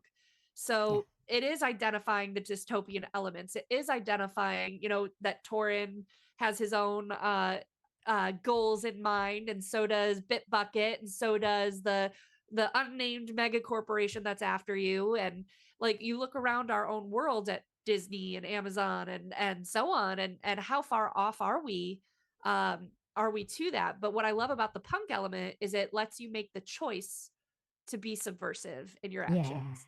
So like, what do you do when you find out that Mr. Johnson wants this information that could hurt a lot of people? Do you go through with the job, or do you torch the data? Like, what do? You could make those decisions that can make the world a better place or get you paid and help you eat another day. So what's it going to be? Oof, yeah, tough decisions. That's the game, is tough decisions. That's And you guys really picked the perfect place to shoot it too. Like, that tiny room contained so much in it. I don't think I would have wanted to shoot on a bigger set. Like, I loved the compression that we felt in there. I loved that feeling. It was a gorgeous room, a gorgeous set, and Jason and Joel picked it out. Like, they did such a great job. I still wonder how, like, do you just Google cyberpunk space shooting sets? Blade Runner look-alike. Yeah, exactly. But yeah, just gorgeous set. The cast could not have been better. And I love, for me, watching you guys on set and watching it again, you know, episode 1 is a fight. So it's a lot of rules and it's a lot of chaos and stuff like that. Episode 2, I think you guys are getting into legwork of like, okay, well, where do we start solving this mystery, and where do we go? And I guess let's go shopping. And then this episode, oh, Joel, this so episode good. felt like you guys were in your stride, where it was like, okay, we have an agenda, we know where we're going, we know what we're doing, we're gonna choose whether to be sneaky or fight, we're gonna, like, we know where we're going, and we're collaborating as a group. And then the beautiful role play moments that were just like, my gauge, and I didn't even know I was doing it the first couple episodes, was sitting in the studio. You guys, one of you would start to say something, or when Rio would yell, when he yells, like, everyone pays attention. I would stand up and walk closer to the set off camera and just like watch you guys back and forth, because I was like, I'm in, what's gonna happen? Like, so really just beautiful job as you guys put this together. I couldn't have asked for a better representation.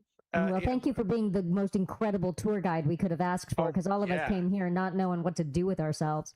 I even told Luis at the beginning, I was like, Trigger's going to have amnesia because I don't know what I'm doing. I'm really glad, though, too. Like, Jason and I, so if for our viewers, we did a Session 0 live at San Diego Comic-Con, and we played Sixth World. So Shadowrun is known for being a complex or crunchy rule system. And I think we got together for brunch like 2 hours before the show and was like, great, learn Shadowrun. So, which just can't be done. So, you know, I tried to help through the rules, but as Jason Azevedo and I talked about it after that Session 0, we were like, what are we really trying to do here? And our goal is to bring a new generation into Shadowrun. And the best way to do that is tell a story. Yeah. What is the setting? Who are these characters? Why do we care? And if people watch that and fall in love with it, the rule systems will come. But let's just get you into the game and into the world. And so Shadowrun Anarchy was our choice for that. And what's cool is that I'm sorry, go ahead. It could spawn some new supportive products in the future for new gamers as well. Absolutely. I think what's cool about the accessibility of Anarchy and how you guys put it together for this particular show is we did start out with an episode that was all battle. So for those people who do want to come into a game and are like, screw it, I don't really care about telling a story, I just want to do the thing, that is available to you. But showing people that this is also available in this game system has been really, really fun, because I think when people see lots of books and they see crunchy mechanics, and I know I do, my eyes cross and I'm like, all right, well, I'm just going to make this up as I go along and someone's going to tell me because it's an open book test. So I love that you have the opportunity for both. I love that you have the opportunity to be a complete novice player, and you have the opportunity to be someone who is really super in the weeds with all the rules and playing, playing the game like it's a Stradivarius, and you can use all the different notes. Well, and one of the things too that you said to me, Anjali, on set was that you had heard Shadowrun was super crunchy, and so you had no interest in it. And I'm like, but love. And so the fact that we can make it accessible, the fact that we can show that these are new players to Shadowrun, yes, experienced role players so far, but the fact that you can sit down and play it and tell a story together cohesively is it's accessible. Yeah. I had never read the rule book before the plane ride to San Diego. I'm into the lore and the stories and the characters, and like, tell me how many dice to roll, and that's my style of play. Yeah. But I was like, oh gosh, okay, I guess I need to be the expert. Here we go. So the fact that you can do that and make it accessible for yourself in whatever way you need. And even today's episode, there's a couple of the rules. I take notes during them. There's a couple of the rules that we didn't get quite right, but you know what? We're telling a story, and that's okay. And that happens in every game. Every game. Every game. Yeah. Look, everybody, spiritual weapon is not a concentration spell. You know what I mean? But that's a rule I get wrong. And I say that because I've had to remind myself of that in game. You know what I mean? It's like there is referencing other more popular systems, but still, you know what I mean? Like it's there to provide the playground, but it's a role-playing game, not a rules system with some role-playing. Exactly. And it's even in the rule book. In the introduction in the Anarchy book, which I loved so much, is that he writes about how I love this system, I love the games, but I want to show people that this can be inviting and easier, and I want to make this so that you realize you don't have to be stuck in a book for 24 months to try to figure out how to play this game. If you want to, jump on in. It is there for you. It is available. They've done the work for you. But ultimately, the goal is for everyone to have a good time, because it's a game. Whatever a good time means to you, you know what a good time means to us. After watching this show, you may be wondering why that means a good time to us. I'm like, oh, you guys are weird. That was a good time. Congratulations. It was a great time. A fantastic time. I'm emotionally drained, but yeah. Actors. But being able to explore all of those options is really very cool. Yeah. Awesome. Man. Well, we only have a few minutes left. Is there anything else you guys would like to share about your experience? You were trying to share something. Go.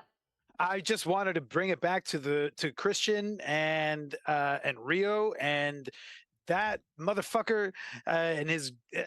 We were talking about with grenades, and there's the grenade move that Rio does at the end of this episode, and I just want to shout to just give some praise to Christian. I mean, Anjali and I already separately on our own texting each other talk about how much we adore this guy and how fantastic he is, and the big moves that he's willing to make, so that we beautifully get to deal with possible consequences from it. And god damn, the biggest heart I've ever known is in this person.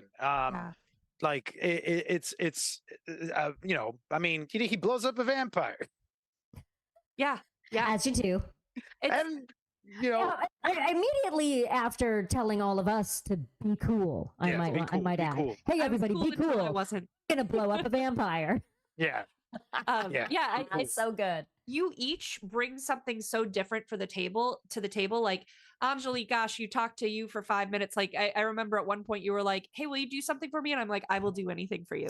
Yeah, you were so sweet. You said that to me, and I was like, "Uh oh, be careful what you wish for." Whereas Louise, Look out.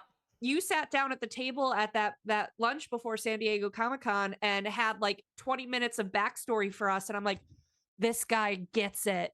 And then Christian, he's so soft spoken.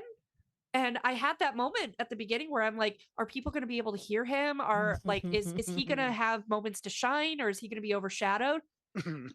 Nope. Yeah, exactly. Dude's got it. We both knew better. Oh yeah. Dude has it. We've seen him in action. Yeah, we should. We Well, know it's better. and for me, like coming in, you know, I really respect the work that you guys do and stuff, and all of the actors that are stepping into the TTRPG industry and stuff. But I don't follow a lot. Like when everything in me should love Critical Role, but when I hear about like 422 episodes that are 4 hours long each, my anxiety spikes, and I'm like, I can't. I don't have time for a new relationship.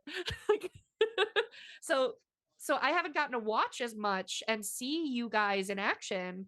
And so coming into this, it was like, all right, let's see who we've got here. And I'm like, oh my gosh, this is the table I want to bring to my home games forever and ever and ever.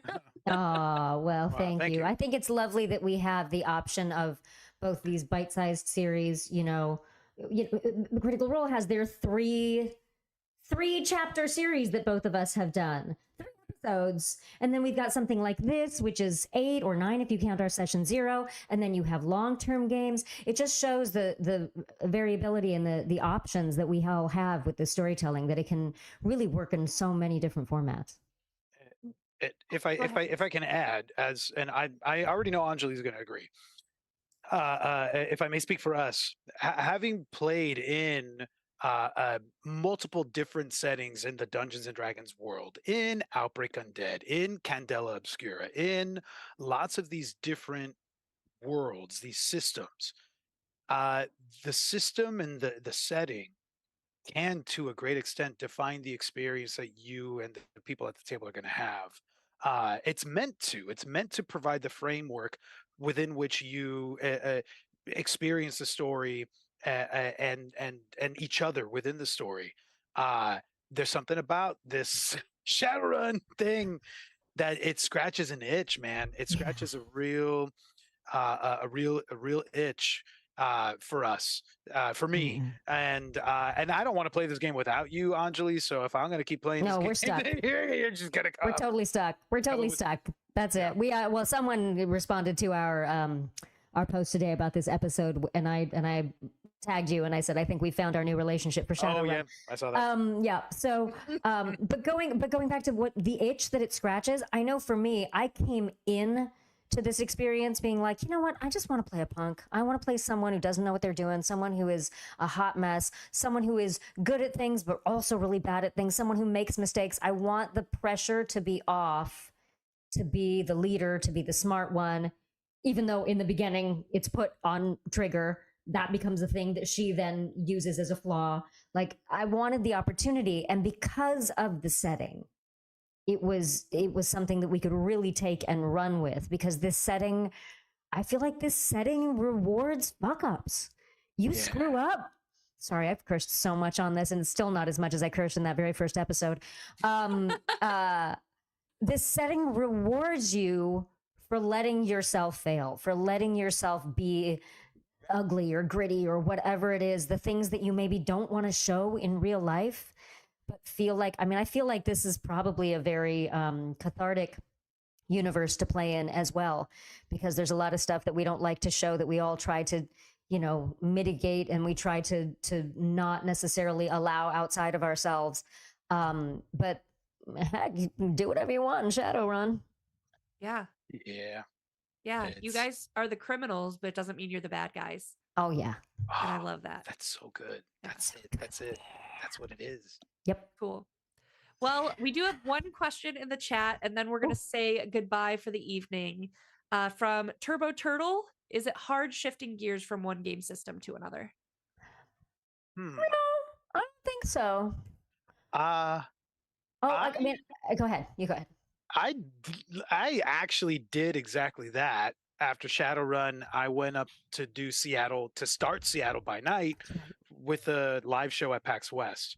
So it went from finishing Shadowrun to really quickly turning around and playing in the World of Darkness, but at a very specific table up with Penny Arcade folks, and it is. I actually was like, oh, there was a moment where I needed to make sure I wasn't going to take any of the Shadowrun with me into that. And it was, if you're a player, if you're a gamer, you're going to sit down with the game and you're going to let the game take you where the game is going to take you.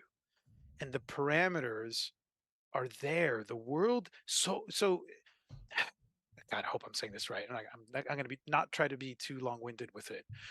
If you think about it, there's so many people that already put so much effort in creating such a rich and vibrant world that has something to say, that has a point of view.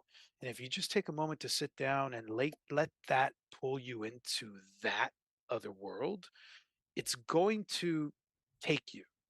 So to answer the question is, if ever you feel like you're going from one system to another and you're worried about that transition, just slow down and show up to the system that you're stepping into and let it pull you in. It has already had so many wonderful creatives do so much of the legwork for you. Just let the lore of that other world pull at you. You will step into it, you will inhabit that, and you will be a person in that world. Amazing. That. I'm just going to say that. When he just said exactly that. We have one more question that popped up. You guys up for it? Uh-huh. Yeah. All right. First of all, I have to send some love to you from Julia in chat. Hi, Julia. Hi, Julia. And what has been your favorite moment on the table so far? So up to episode 3. Can I count session 0? Sure. My favorite moment in session 0 was getting to say to Frayne, so, wait a minute. Let me get this straight. Do you think it's more important to be useful than smart? Because I need to know this for our future relationship. Oh. What did I say in response to that? I think you were like, well, I want to be useful, because the way he had played Frayne early on in session 0 was much more of like a people pleaser. Like he really just wanted to fit in. He was really sweet.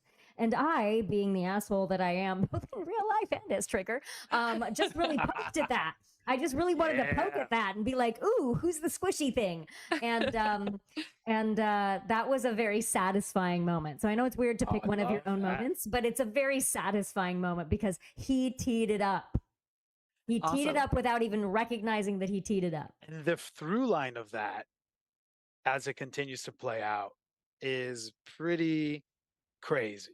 The one thing I knew about Frayne early on is that he doesn't know exactly who he is and might mirror the behavior of the people that are most closely around him. And there's a bravado with Outlaw that in the beginning, him being his primary person, I think Frayne always wanted to have a piece of. The kind of charismatic bravado. And there's other aspects. I'll just say there's aspects of people at the table that might influence who he continues to become. Cool. For whether he's completely aware of it or not. What's your favorite moment? I can't talk about it yet because it's not there yet. Oh no, that's definitely not my favorite moment in the series. That's just my favorite moment so far. No, there are definitely my favorite moments in the series are yet to come. I got a moment that I talk to people who don't even do the stuff that we do, and I talk to them about something that Anjali does, and it's around the corner. So just know that there's stuff that's coming up that I'm super excited about. and I'm always bragging about the people that I'm sharing the table with because they all blow my mind. It's stuff in terms of stuff that has happened already. I'm always impressed with the way how clever Nora is in some of the stuff that Nora does, the geckoing on stuff That was so great. is I was like, what? I wanna it just I make a mental note of some of the way she describes things. She geckoed and she lassoed a drone, right? Yes. She lassoed a drone. You know, And- whatever. Just your average Tuesday. You know, Just your average Tuesday. So there's things that I'm watching at the table, like as they unfold at the table, I'm like, oh, and I make mental notes. I'm like, oh man, I gotta remember. Like you're learning. You're always learning from the people around you. There's tendencies that I know that I have, but I'm also watching and admiring things that other people are doing at the table, and allowing that to expand the choices that I might make down the road, or even influence a character in a future thing. So I just remember how she describes like the physical maneuvers that she does, and kind of out of the box actions that she does is really cool. Yeah, she's Awesome. a Echoing. blessing. What's your favorite, Rem, so far? Whew. I love the ghoul scene. I knew it was coming. And I know, like, for me, who's played against ghouls, that they are terrifying. Yeah.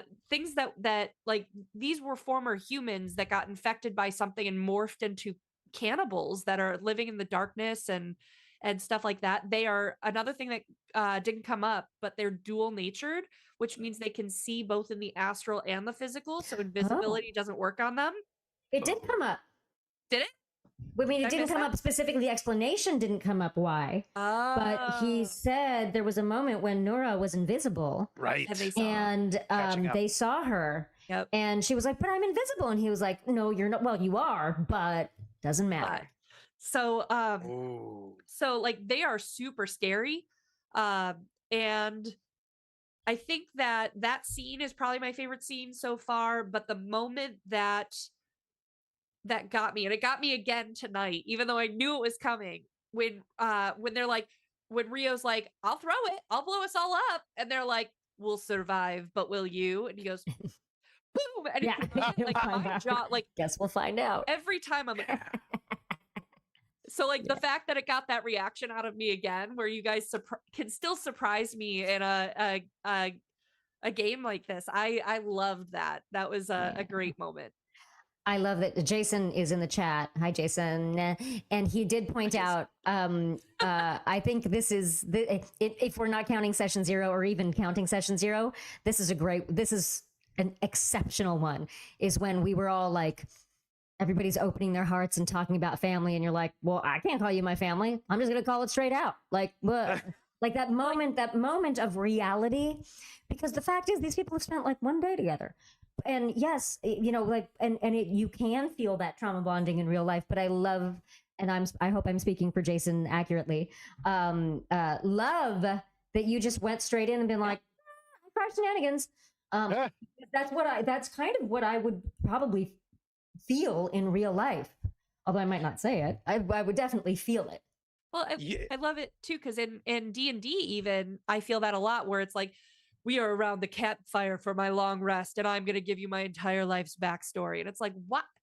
I don't know you. I don't want Exactly. I don't know you. We're just bunking in this safe house together. Can we just get to the next city? I don't even know your last name. Like, what the hell?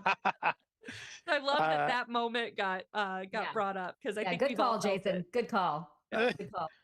I mean, I will say that I gotta say that there's something to the setting itself. If we were playing a different game, I don't know if I would have made that same choice. No.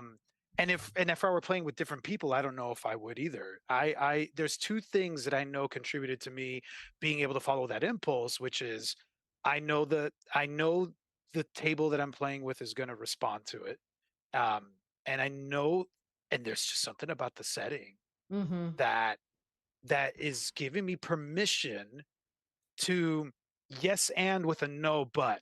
Yes. What a great way. It makes perfect sense. But it's giving you your no. synthesis of it. It's a no filter system. Yeah. And also, gosh, I know we're continuing on. I know you said we only have a few minutes. I know, I'm sorry, guys. There's another thing we love about the system so much, and I think Luis, you'll agree with me on this one too, is that because it is a no filter system, anytime you're doing any kind of collaborative storytelling like this, there is a give and take, right? You want there to be moments for other people to shine and then moments for this person to shine. But you also, as you're telling a collaborative story that you want people to enjoy as people who are watching, not just us playing, you also are carefully calibrating what the scene needs and doesn't need. Does this scene need another deep, gut-wrenching, heart-ripping moment, or does it need something hilarious, or does it need something that snaps us out of our reverie? What does it need? And those moments, I think there are a lot of great ones throughout the series where you find that balance where it could go too far one way, but then someone snaps it back. Yeah. And that again is a testament to the chemistry at the table, I think. Totally agree. And some people that pop in to play, It's a secret. It's not a secret.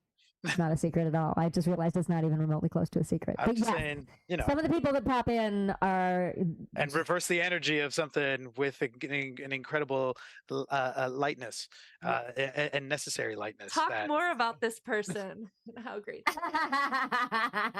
Maybe this person might show up in the future. Y'all just got to keep watching and see how it goes. Some cool cameos. Some people with really brightly colored hair. Awesome. Well, guys, it's been 2 whole weeks or 3 whole weeks since I've seen you, and I already miss you a ton. I miss you. I can't wait to see what this turns into, if it leads to more Shadowrun. Just so the audience knows, the entire cast and crew have already asked when season 2 is. Yep. So but we need you guys to help us make it. Need you to help. Share, So like and share. Share it, like, comment, click the link that is available on the Realmsmith video that takes you to the online store. Get a copy of the Anarchy book and look through for yourself. The Anarchy book is really cool. Yeah, there's so much for you there, and those are direct analytics that we're looking at to prove to the bosses, to Mr. Johnson, that it's to bring this back. So true. Thank you both so much for joining me. It's always a pleasure. Thank you, chat. Thank you. Thank you, Jason, for being in chat. Both Jasons, Hardy and Azevedo, for bringing to life this world that we now all love so much. So thank you. And until next time, stay safe in the shadows.